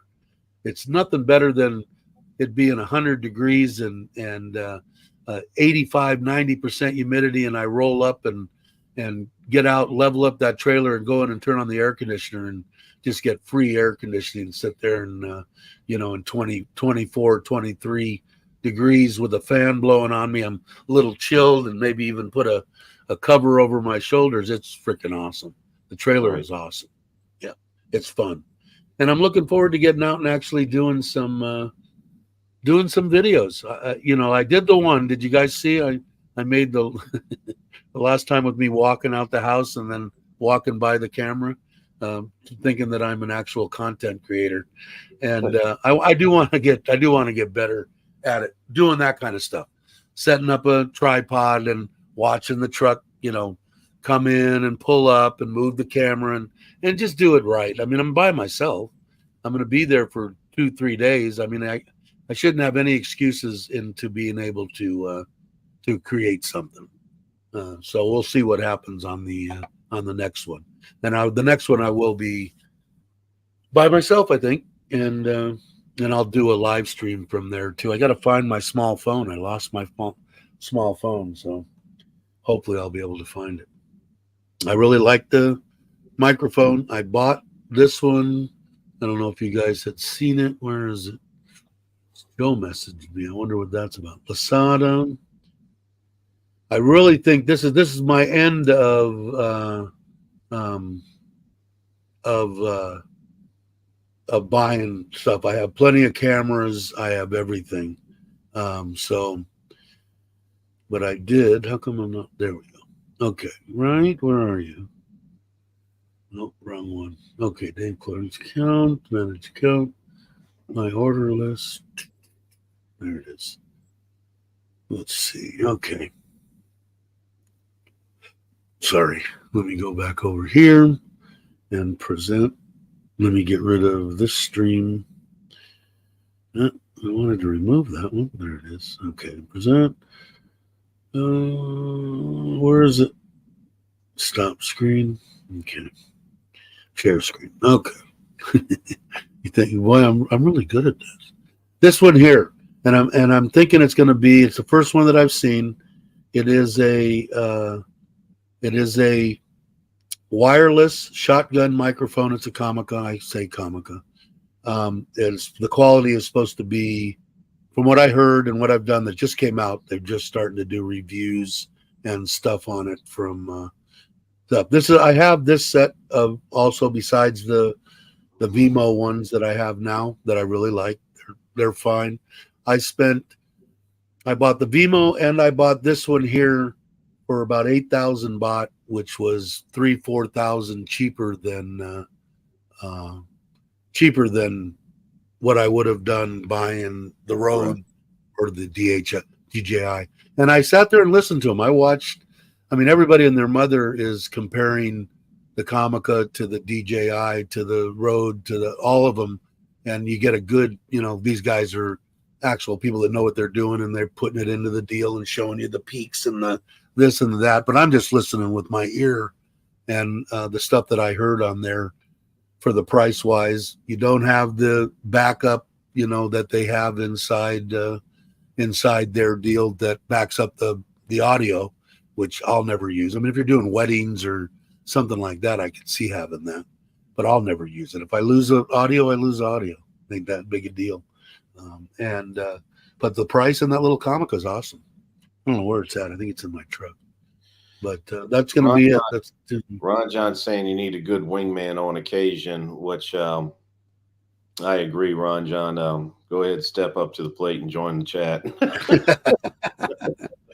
it is. But I don't do it as much anymore, and I should do it more. When I first started, it was me and Mitch. I was in contact and talked to Mitch every day in Seattle.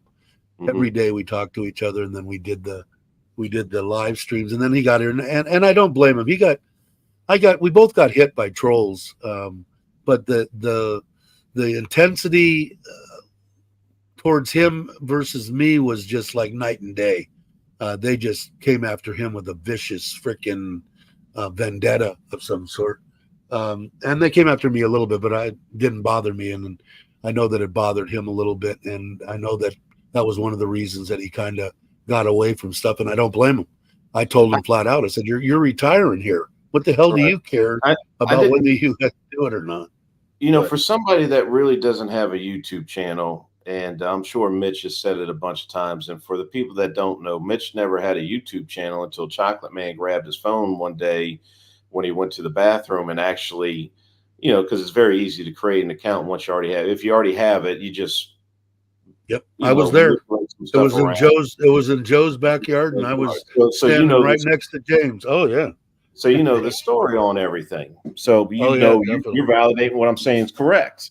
And definitely. He's kind of like thrown into the mix a little bit, and I think he kind of wanted to do it. And then like you said, he got hit pretty hard. And we've talked. In fact, we talked about it recently on some stuff, because he's like, you probably be able to deal with it better because you're used to taking a lot of shit. And I'm like, yeah, just a little bit.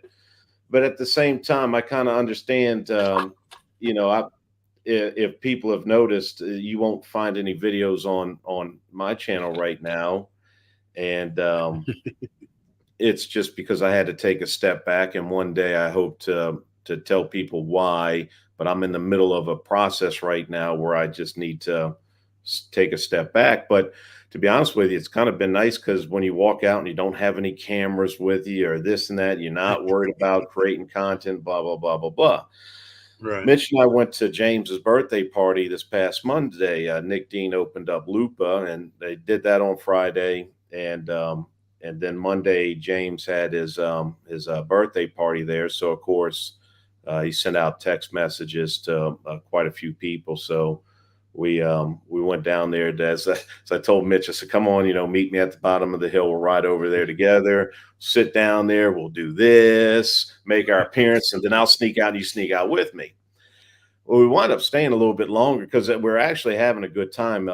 The music was up because it's Nick Dean's bar, but it's a brand new bar. He's really done it nice. It's got a good, comfortable feel. In fact, I was taking pictures in there, sending it to Daz as we were there to kind of rub it in a little bit, going, hey, Daz, wish you were here, buddy. Yeah, no shit. Even Nick was laughing. I told Nick, I said, hey, come here, Nick. I said, take a picture. I'm sending it to Daz. And he's like, oh, that's rotten. But of course, he's smiling doing this with it because he knew what I was doing. And, of course, we talked James real quick. Well, Mitch and I are sitting at the table, and you've got people, we're having a conversation. Like, him and I are having a conversation. He's talking to some other people, and people are coming up to him going, Mr. Mitch, Mr. Mitch, Mr. Mitch. And they're asking him about, questions for Thailand or this and that. And, he had quite a few people walk up to him. And I'm not used to it, but I know when I go down to Patty or something like that, and Mitch is with me, like if we're in a bar or we're someplace like that in Patia, there's going to be people coming up to him that he has no clue who they are, and they're introducing themselves. And I'm looking at him, I'm like, this is just mind-boggling to me. This is like, you've got your own fan club here. And of course, a lot of it's from Joe, Chuck, and your videos. Sure. And James as well, and the meetups and everything. But it's the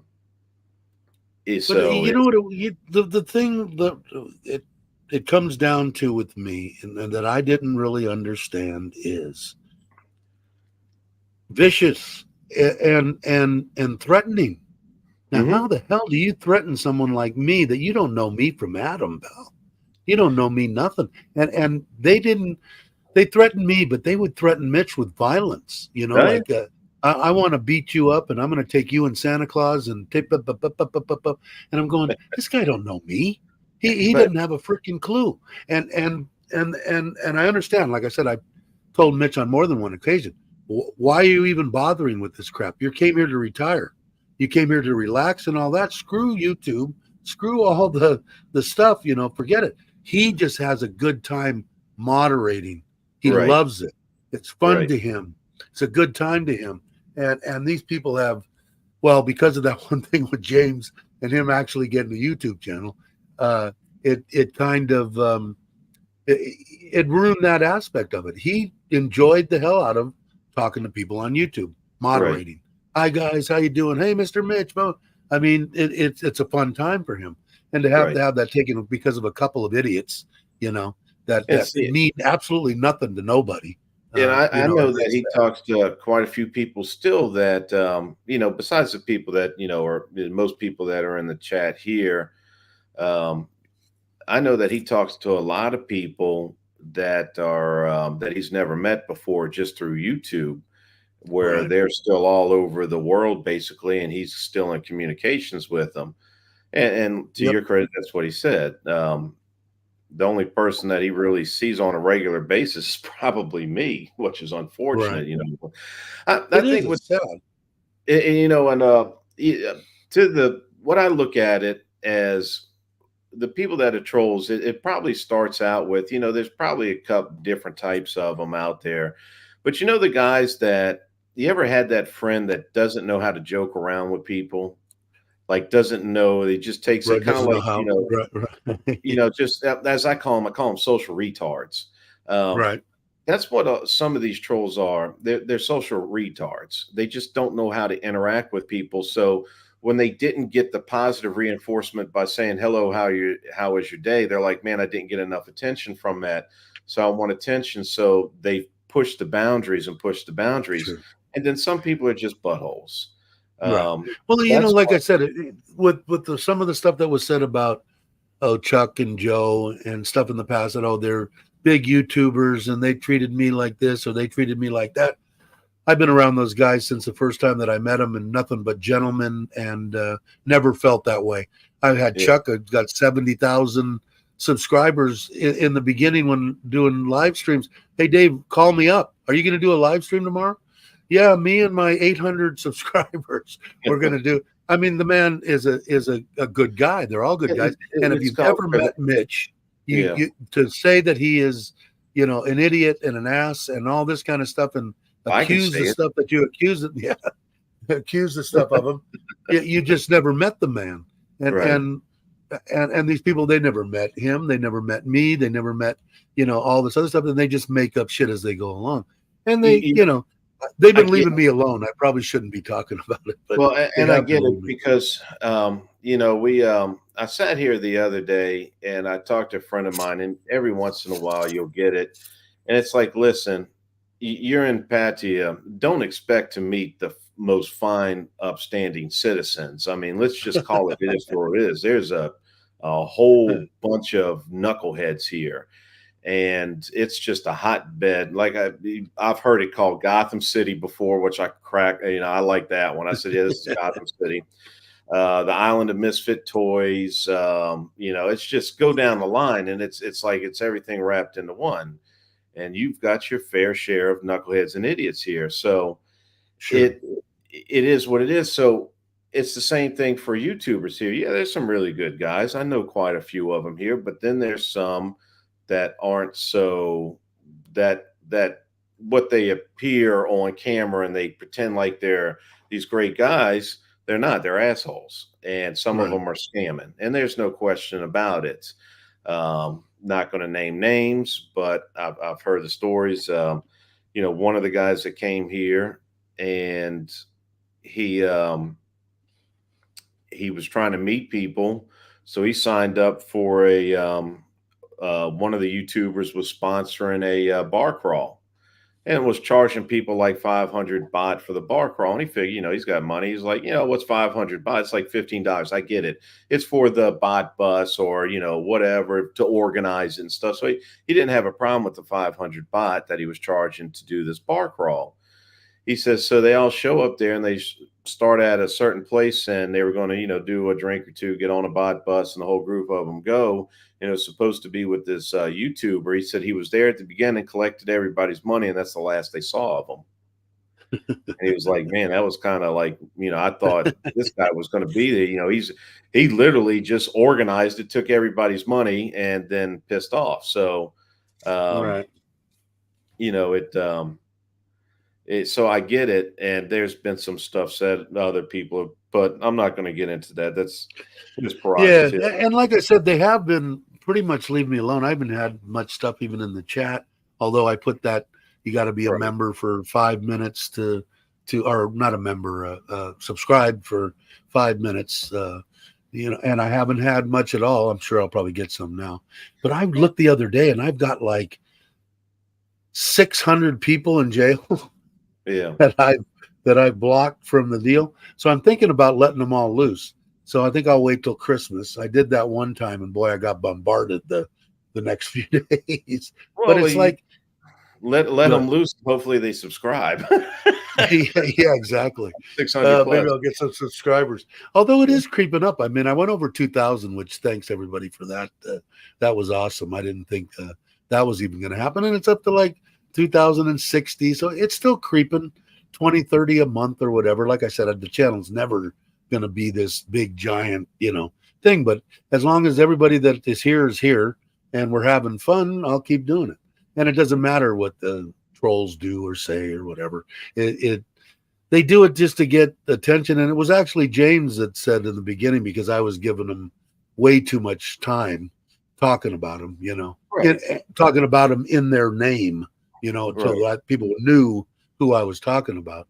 And so James actually was one of the ones that said, Dave, you need to let it go, brother. And that's just, that was my deal with other people. I said, it's almost like you want the attention from them. I said, just move on. I said, exactly. It doesn't, you should feel lucky. One name in there, you should feel very lucky, Gator. You get to meet someone from Louisiana. And like I said, and I've said it before too, people say shit, screw tube or whatever, and Douche hey, tuber. man, this That's is YouTuber. But it's like that's what and they're asking for money. Like I don't know if I pinned it right. Is there a pin up there that shows the GoFundMe for Kara on it's YouTube? under the star. Well, and when I look in when I'm in I don't know streaming, if I did it right. I probably didn't do it right. But they crucify people for, like, Rob is the one that I always use. He was one of the first guys I watched. He moved here with 2 suitcases and no money, and he's been here for 6, 7 years or whatever it is. And he doesn't make any qualms about it. I do it because I'm here because of the Patreons and the donations and everything. And if someone's like that, either give them money or don't give them money. Who cares? But these people seem to care. But that's what this platform is put here for people to make some money. I don't give a shit. Are there people that do? Sure. They make money at it, but they get crucified for saying, hey, give me a super chat or whatever. And it's just, I don't know. It's just wrong. The people, hopefully they stay away. Here's how I look at it. You've got content, you spend money on cameras, your time. People don't realize just what a pain in the rear end it is to film. Like, you're sitting there enjoying the moment and enjoying the experience. Like, you're taking it all in and you're sitting there. Like, let's say you're at the top of a lookout mountain or something like that, looking at the Gulf of Thailand and just sitting down and just going, the whole woosah, and just letting it all go. And then you think to yourself, oh, wow, other people might want to see this. Now you've got to stop what you're doing, get out of the moment, get your camera set up. Like you said, set up your tripods, do a cinematic shot, hold it in front of you, look at the camera, talk into it, do all this stuff. And that's the easy part. Then you've got to go back to your computer, edit it, this, that, make sure all your hashtags are correct, make sure this, looking at the algorithm when you want to release your video to maximize your views. There's a lot of thought that goes into all this. Sure. And there's a lot of stuff that people don't see, and a lot of experience that these guys have. I don't begrudge anything that they get. No. I And, don't. I'll tell you the one person that I really looked at and didn't realize until I kind of got involved with Mitch and with Tommy J, kind of became and really liked this gentleman. I think he's a good man. I haven't had the pleasure of meeting him yet, but the time that he put in, and I'm talking about Richard of Richard Travels, Yeah. the time that man put in for his shows would just amaze you. If How much anybody time. should be asking for money, it should be Richard when he was up and Yes, running. exactly. That was truly, he is putting in the time on one live show what most people put into into 10 videos probably. Yeah, Because, easily. if you looked at each one, because him and I talked about it, like on the planes where you have no, I'm tickling something else besides ivories. If you looked at like his Richard Travel, and anybody that's done any type of editing knows what I'm getting ready to say. Basically, he was slowing it down to, I think, 15 seconds to 1, or 30 to 1 frames, and then was actually having to move that Richard on the plane frame by Frame by frame frame. by frame Yep. by frame. And when he told me that, I just went, "You got to be shitting me!" I said, "God," I said, "How long does that take you?" And he was like, "God, I spent hours doing the car, the this, the that, the other." And He's I was amazing. like, I said, "That's a lot more." I said, "I'm sorry, I would have had to like take a marks a lot and write Richard right there and say, look, it's a flying asshole." It was he was there. He was actually there this morning when I said I had. Let me get my microphone. Sorry, guys. On Capio's thing this morning, Richard popped in on Capio's deal and said, I have missed all hello, the everyone. Capio shit. Yeah, he's like early in the morning for us here, right? I don't know. I believe so. Yeah, and a lot of people. I mean, he even told me at one time, because I was going to go meet him. He was here. He's very close to be here somewhere by the reservoir. Anyway, he had told me, hey, you might not want to, watch my channel or say anything on my channel because you'll get, in so many words, you'll get crucified by, by trolls. And I said, well, I've never let anything like that stop me before. And I'm not going to let it stop me now. But do you hear that? Yeah, what was that? That's called a drill. I have an older apartment building, and every single one of the rooms, it seems like, have been remodeled for the past 2 years. And hopefully that's like the last of it. And nope, here. See, I usually have to leave my apartment during the day because of that. And that's why I told the dude, I said, you go up on rent, you're screwed. Because ain't no one else gonna put up with that shit. And it's not every day, but it's like they'll finish one apartment and I'm like, all right, some peace and quiet. Because when I first moved in here, some guy came in and bought the 3 apartments above me, and he remodeled every single one.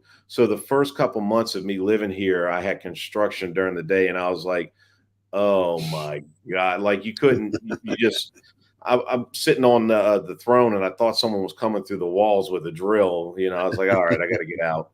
And then it quieted down, and then they did one down the hall. Then they did one, and I haven't had one close to me in quite a while. And that's where I'm going, all right, where are they drilling at? Who's doing work now? Yeah, it was getting that way here. Now everything's pretty much done in the backyard except for, see, when I got this building, it didn't have a cover on it. You saw the cover with the lights and the fan and stuff. And I put PU on there too, so that when it did rain, it's got 2 inches of insulation, so you can actually still talk to somebody if it's raining. But after that, there, and the electrical that they did for the fan and the lights and everything, and the little sink up there in the water, I'm pretty much done. He built 2 sides. I had him build a bench seat and then we have the table and the chairs there, and then I'll put the barbecue and maybe the little pizza oven, and then basically it's just painting the Right. wall and a couple little things, and I'm done here. But like I said, I saved about 40% on my electric bill, which wasn't in the beginning. I didn't think that was good, but after I thought about me, I forgot that I started this place right when we did it. So I've been running this air conditioner every day, so it raised it up and stuff like that. But the calculations that I did, I saved about almost 4,000 baht. Wow. And it's been, when you look outside right now, it's been like this overcast, cloudy, just crap. So I'm going to say that my bills are going to be, during the cloudy times, my bills are going to be maybe 4,000 or 5,000, and during the good times when the sun's out, close to zero. Right. Which I'm looking for. I'm looking forward to look, $26 baht is what I paid.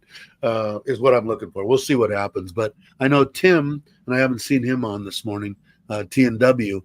He put in a 6 kW, 5.5 kW system, grid tied. So I'm kind of curious to see what he's seeing, because his bills were mine were 12, his were 10. He's got a pool and all this kind of big fancy. Have you seen the water filtration system he has on there? It's freaking incredible. But he put it in, so I'm kind of curious to hear about that. So we'll see. But question for you: you what channels do you follow on YouTube? most of the time, it's No Time to Be Sad, Gift and Joe's channel. I watch Uncle Craig's. I really like Uncle Craig's channel. I watch some of the people that Going Grays. I watch Logan's channel. You know what? Like I heard. Not so much Chuck going through growing pains, but through James, not growing pains, but when I first started, 60 subscribers, it's like, oh, how hard is it to answer questions and comments and everything. And now at even just 2,000, now the two channels, Right. The Trailer Trash Thailand and Got to Love Thailand, and not that my videos get an abundance of them, but I only get like 200 or 300 views, but I'll get 40 or 50 comments. Right. Right. People saying, and so and I try to answer everyone, and I will try to answer everyone until I can't do it anymore. But it's hard. I get up early, which kind of helps because I don't have to do anything else, and I'll always watch Chuck's. Has come out pretty much at 6 o'clock in the morning, pretty much every day, and then Joe will put one out, and then I'll watch some of James's stuff, some of Faw's stuff. I try to watch a little bit of everything, but the ones that are my favorites are the smaller channels, like Expat Paul and Going Grays, and all the smaller channels that are under 1,000. Although Logan just went over 1,000, but and Maui's there's Maui, Maui's channel. So I try to catch as much as I can popping up, and the new ones that come out. Like somebody just told me about this guy that's in Isan here, building a house. What's the guy's name? Somebody will tell me. He's building a little. He's got 1 million baht into it, 900,000. He's got a gal and a family land, and somewhere around here in Isan, and I forget the guy's name. I just subscribed to him yesterday or the day before. And then that, like the one here that I haven't really talked to him, I think his name was Paul, Eco House Thailand. He's right here in Surin, and he's off the grid. He was one that I was talking to about the solar stuff, and he said, yeah, my last bill was 24 baht. So it was, and he's got a pond and a bunch of water treatment stuff, and he's trying to be completely off the grid. I thought you were going to tell me like you watched the King of DIY, the fish guy. You ever seen that one, King of DIY? No, but I didn't get into any of the stations besides Thailand stuff. I love catching cooks, solo camping, solo motor camping, that kind of stuff. I watch a lot of that. Itchy Boots, stuff like that. I enjoy. I like that. I go down the But YouTube rabbit hole and just going, you start off with watching, someone that to try to give them some watch time hours. And the next thing you know, you're learning how to do a cross stitch with some needle and thread or whatever. And you go, now I do try to catch as much of the Filipina, Verna and all them. I try to right, catch as much as I can because they support the crap out of me. They'll right. pop in and give thumbs up and say hello, and they're good people. So I try to watch that. It's impossible to watch everybody. Yeah, I mean, it is, and you feel bad because you got it's just so much it's stuff out hard. there. You would literally spend your life on YouTube. Yeah. And like I said, if I have the time, I'll watch as much as I can. But I do enjoy the camping, the solo camping, and the moto stuff. I still got I've got that Triumph, that 995 or 955 or whatever it is, Tiger, in the U.S. I have all the camping equipment and bags and everything for complete camping, moto camping, and I did it 3 times, and I enjoyed it. But too freaking old, man. I can't get down on my knees and hammer stakes in the ground and and put up tents and stuff like that. It's so nice on that trailer. I put it back. I've got a impact that I put the stabilizers down, put it down, get it leveled up, and I'm done. I take the one step in there, turn on the air conditioner, turn on the lights, turn on the refrigerator. Everything's there. Bathroom. I got everything. So, but you could buy that same trailer without all the bells and whistles as far as 1,000-watt worth of solar panels on the roof, the 2 batteries, being able to run your air conditioner for 24, 48 hours, without any sun. Without that stuff for $500,000 baht.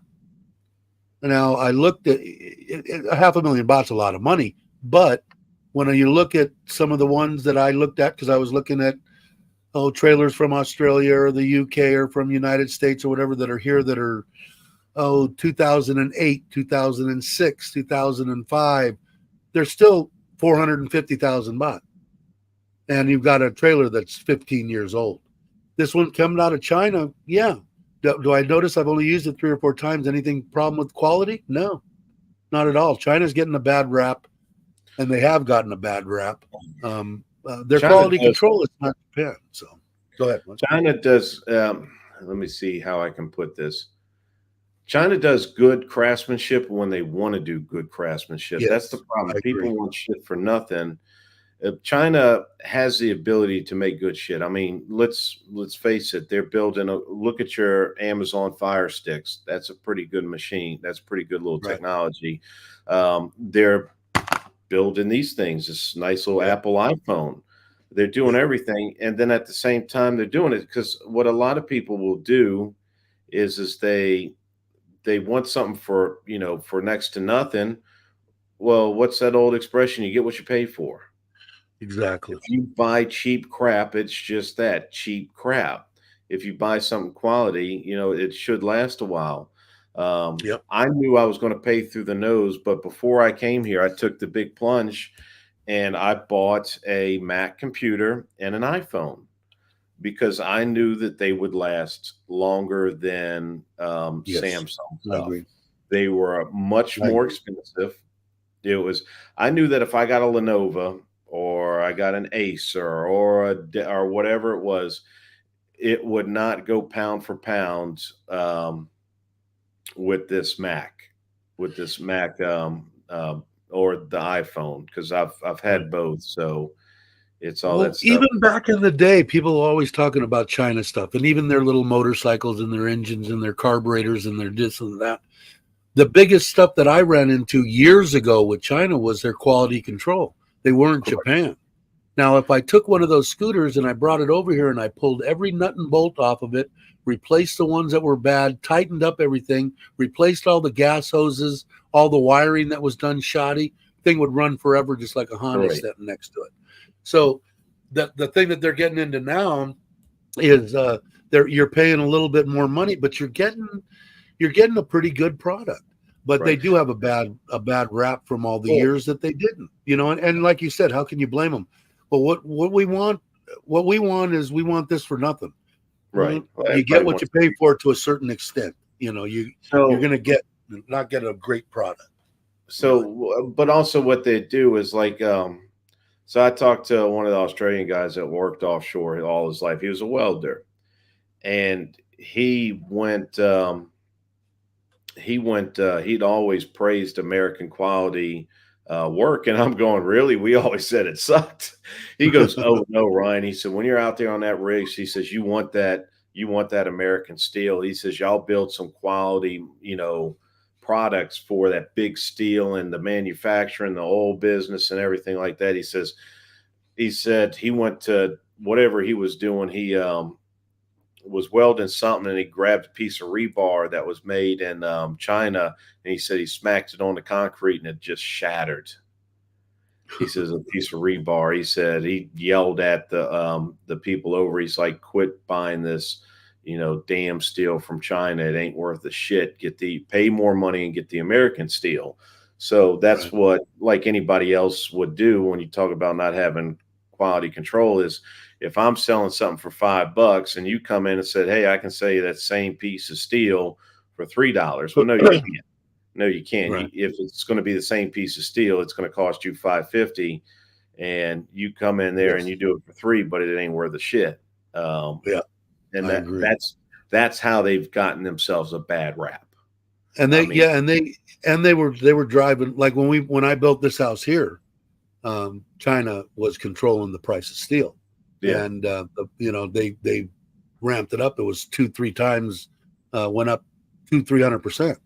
And and is there steel inferior? Yeah, to American steel. Yeah, but people are going to buy it. They're going to buy cheap. They're going to buy and build crap here in Thailand. Excuse me. Unless they're told different, like on my house, if I said I don't want crap, for the steel. right. You're talking about the whole roof structure that's going to be over my family. I Mhm. don't want. It's got to be decent. So can you find middle of the road? Sure, just like anything else. But like you said, somebody's not going to sell you a $5 piece of steel for $3 Right. and lose $2. Not the same steel. No. Not that same piece of steel. Ain't going to happen. So I don't know. Like I said, this trailer, I really like the guy that sold it to me. I think it's a fun thing. I'm hoping. I want to see what happens. Get out there and see how it goes. The kids are excited as hell. They loved it.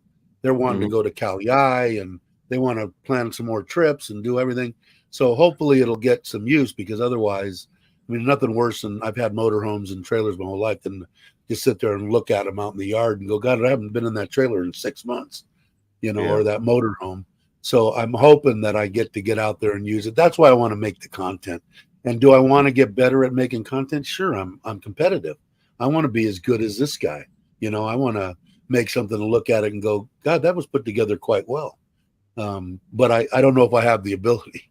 So we'll see. Like I said, Chuck, I tease him all the time that freaking GoPro is surgically attached to his hand and to Right. his shorts, because I go out to the truck to get a piece of gum. He takes his camera with him and films it. So I have to be on I see it in his eyes. I see it in the guys that I think put out good content.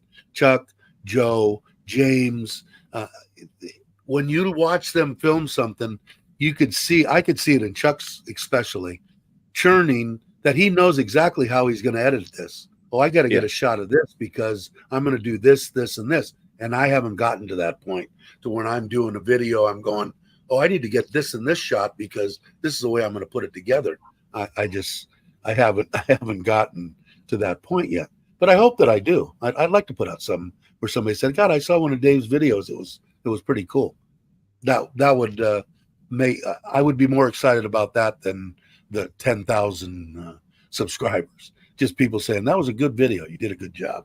So Yeah. It's I get it. Ryan John's saying he bought a doll from my daughter for his daughter from China, and his PayPal account was permanently frozen.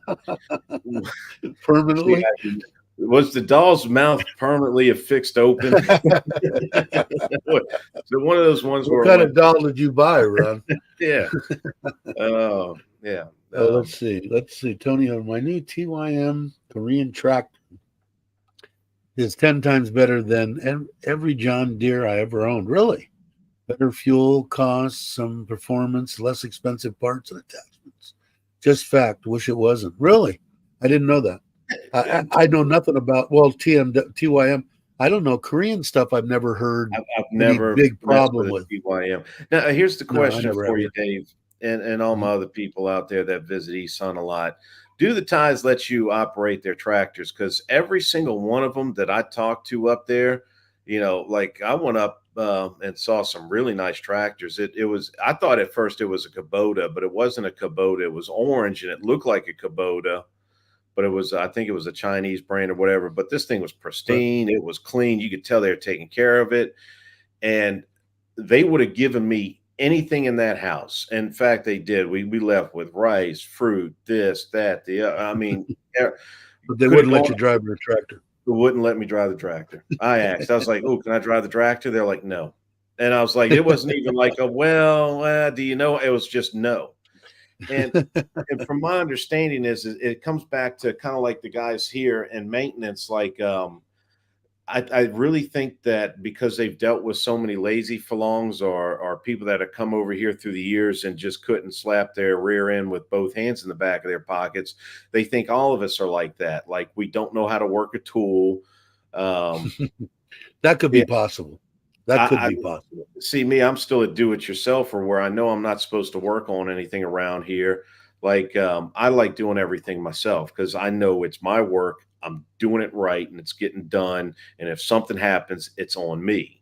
So Right. simple stuff. And someone said, well, actually, Ryan, that's against the law. You're not allowed to do that per this. And I'm like, oh, kiss my butt. Because I'll go down to either Ty Watts to do or Home Pro or one of them and go buy the shit and do it myself. I had to buy a pipe wrench the other day to do a little quick little job. And I got to a point to where I just needed bigger tools and stuff like that. So I threw in the towel and got the Right. maintenance guys here. When they came in and saw everything and they were looking, they were almost like, how'd you do this? And I'm like, here's my pipe wrench, give it a shot there, buddy. And they just, so I really do think that they don't think we can drive tractors, that we can I work think on that could stuff. be, I don't know for sure. I couldn't answer it for sure, but I'll But tell you what, that makes a lot of sense. What you said makes a lot of sense to me. yeah, it's I don't think they can. They just assume that we can't work on a car or anything like that. Because when I've done a few things, like one of the guys here, ask Dave, you can ride his Harley. No, no, no, no, you don't ask for that. Only time you ride someone else's Harley is if they're dead or they dumped it and you got to bring it home for them or they got too drunk. Um, I had a hard time. I have a little bit of extra dough, and I thought about it. Although like I said, I spent 300 on the 12 kW or 13 kW of solar that I have, and made the decision that was the 300,000 or 400,000 that I was going to spend on a cone motor of some sort or a Harley of some sort. So I made that decision not to do it. Now I still have the option of keeping the '08 Dyna that I have in the States. My mhm, son hasn't went and picked it up in 9 years, and I might swing a deal with him, and I'm trying to get him some extra money so that he can buy a house. But right. it's getting it here, which is a joke. They want Two hundred that's way percent. too much money. Yeah, way too much money. So there is some options, and I might check into them. Now, Ron's deal that I saw here, here's what he's talking about. I was pulling that up. I don't know if you saw this, Ryan, but this was my claim to fame when I did the first start of the trailer video. So here it goes. Look at that. Not even looking up. Just cruising by. Look at that transition. That was The guy's good. amazing. That was good. It's pretty good, right? Yeah, that was This good. kind, this kind of stuff. was the stuff that I kind of want to do when I'm, Right. doing. But that's it. It is pretty funny because the first live that I did after I released this video, I had that clip ready so that when I could show everybody when I went live, I showed it about 10 times Yeah. on the deal. But you know what? Like I said, it's a lot different. Would I like to ride a Harley again? I enjoy V twin. I enjoy the thump thump and the. I mean, I've been doing it ever since I was 15 and a half. And but do I miss it enough to where I'd want to go out and spend a half a million or a million bought on a million and a half on a new Mhm. one? No. Well, My Forza at 178,000 was perfectly fine with me. if you've read in the news lately where they're trying to crack down on the motorcycle gangs here in Thailand, have you read anything about that? Nuh-uh. They had a Mm-mm. they had a bad murder here. A German tourist, or not German tourist, a German man that lived here was killed, and then they hacked him up and put him in the freezer, and they traced it back. And one of the ringleaders of it was part of the Outlaws, and they actually arrested him in the Outlaws MC club, in the Oh, really? clubhouse. Yeah, in Bangkok, they arrested him. He was hiding out and like literally hiding in a wall. They've got the video. It's on like the Tiger and all, and the Patty and News and stuff like that. If you ever watched it, I'm not even going to comment about the tactics of some of the people that went to arrest him. I looked at him and went, "Well, that's a good way not to do shit." Um, and No, so, I didn't. Well, so they first off, I really don't know too much about I mean, I know they're here, but right. I haven't. I didn't know it was a I don't big know if it's giant big. problem. I don't know if it's a big giant problem or it just surfaced right here, but of course, you know how things are. I don't care what country you're in. If they can drum up some support from the citizens on the news and say, we're going to tackle this problem and get rid of these bad people. And I'm sure Right. there are some knuckleheads. It's like anything. I know that the 1% patch means something else, but to me, it's like, yeah, 1% of the clubs now are knuckleheads, and the other ones just want to be in a MC with a patch on, but Right. they've never been gangsters. And they've also done that for a reason. Some of these clubs realize that, okay, image is everything. So they're trying to get some more guys in there that can, do stuff. And someone even told me once, they're like, yeah, they want some upstanding citizens because some of these guys that are convicts can't go buy a gun. Sure. So what they do is they get the good guy, or the guy that just wants to be part of the clique. They get him in there and they're like, "Hey, my buddy, go down to that store and go get that AK for me. Would you please? Here's the money for it. I just need you to Well, buy it." you had to be semi intelligent about stuff. I mean, Right. to me, image was worked both ways. Right. But when you've got a bad rap per se, Mhm. maybe legitimate, maybe not legitimate, whatever, that stigma is always there. So Right. why not improve and do the toy runs and bring the Correct. presents to the children and do the stuff and try to improve your image? Are you still going to Right. make money doing this and that maybe is not the best or the most legal way? Sure you are. But why not at least And make it that's a little all I've bit done.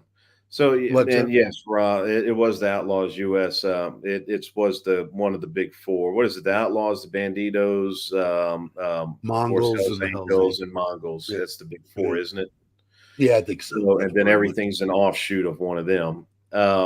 So Thailand's making a big, or they were saying on the news, they're making a big push to, get rid of some of these motorcycle clubs and this and that. So of course, me, I'm a total smartass. I get on the line group that we have for our motorcycle rides, and I took the story and posted on there. I was like, "Hey guys, we might want to slack off on some of these motorcycle rides that we're doing here, and better hold off on them leather vests while we're on our Honda Forzas. I don't Have want to. I you don't want have you have you planned anything? No, but we take a weekly ride. Like the guy's supposed to. I hurt my back last week, and it's still kind of nursing it a little bit. And one of them threw it out there today that they were going to take a little ride up. Yeah, when I say we take a ride, it's mostly just day rides. We'll be going six But you don't do hours. a 1 or 2 day thing, or They two to want to three do days. one. They're trying to get one together. I know Greeny and CJ had talked about they wanted to take a run to like the Cambodian border and do a market and stay overnight and come back. And then Greeny got summoned home. If y'all didn't know, Greeny's father passed away the other I didn't day. hear that. He didn't make it home in time because when I talked, he got a call from his sister saying it you might want to come home now. And he literally 2 days had a plane ticket, went home, and he was able to see his dad and talk to him and stuff. But he did pass while he was there. And so there's a few others, and I'm telling you, we're waiting on some more people to get back in town. We're missing a few people that were like, always riding. Like it was a core group of us that were, but then we had some people that always joined in, and, we were getting, 8, 9, 10 people on a motorcycle ride sometimes. And then as everything happens, this one's got to go home. This one's going back here. This one's going there. This one decided to go back. So right now it's truly low season because there's only a handful of us left. And I think we took off the other day and it was only like 5 of us. So. Wow. Well, like I said, if you get one where you're going to go for 2 or 3 days, let me know for sure. I know that was big plans. I think when we get off of here, I'll talk to you about stuff that I didn't want to say online. Yeah, I think I'm gonna bring it to an end. It's over 2 hours anyway, so I'm gonna put up the post again in case people. I think Mitch was talking to. Let me put it there. I don't know who else would want to come, but yeah, I don't know who was. I know Mitch was talking about it, so I'll put it up there. But I think I am going to end it unless anybody else has any other questions or not. I think we put everybody to sleep. We ran the 2 hour gambit. So as I do before, I just want to thank Richard of Richard Travels. He did for gratis nothing. Did just because he's a good guy. Does my intro and my outro for these live streams, which I really dug. Mark. Richard's just a great guy. So hey, Mark, cheers to you, and Scott. And we'll see y'all later. Everybody have a great morning, afternoon, or evening, depending on where you're at, and we'll play Richard's outro and catch you on the next one.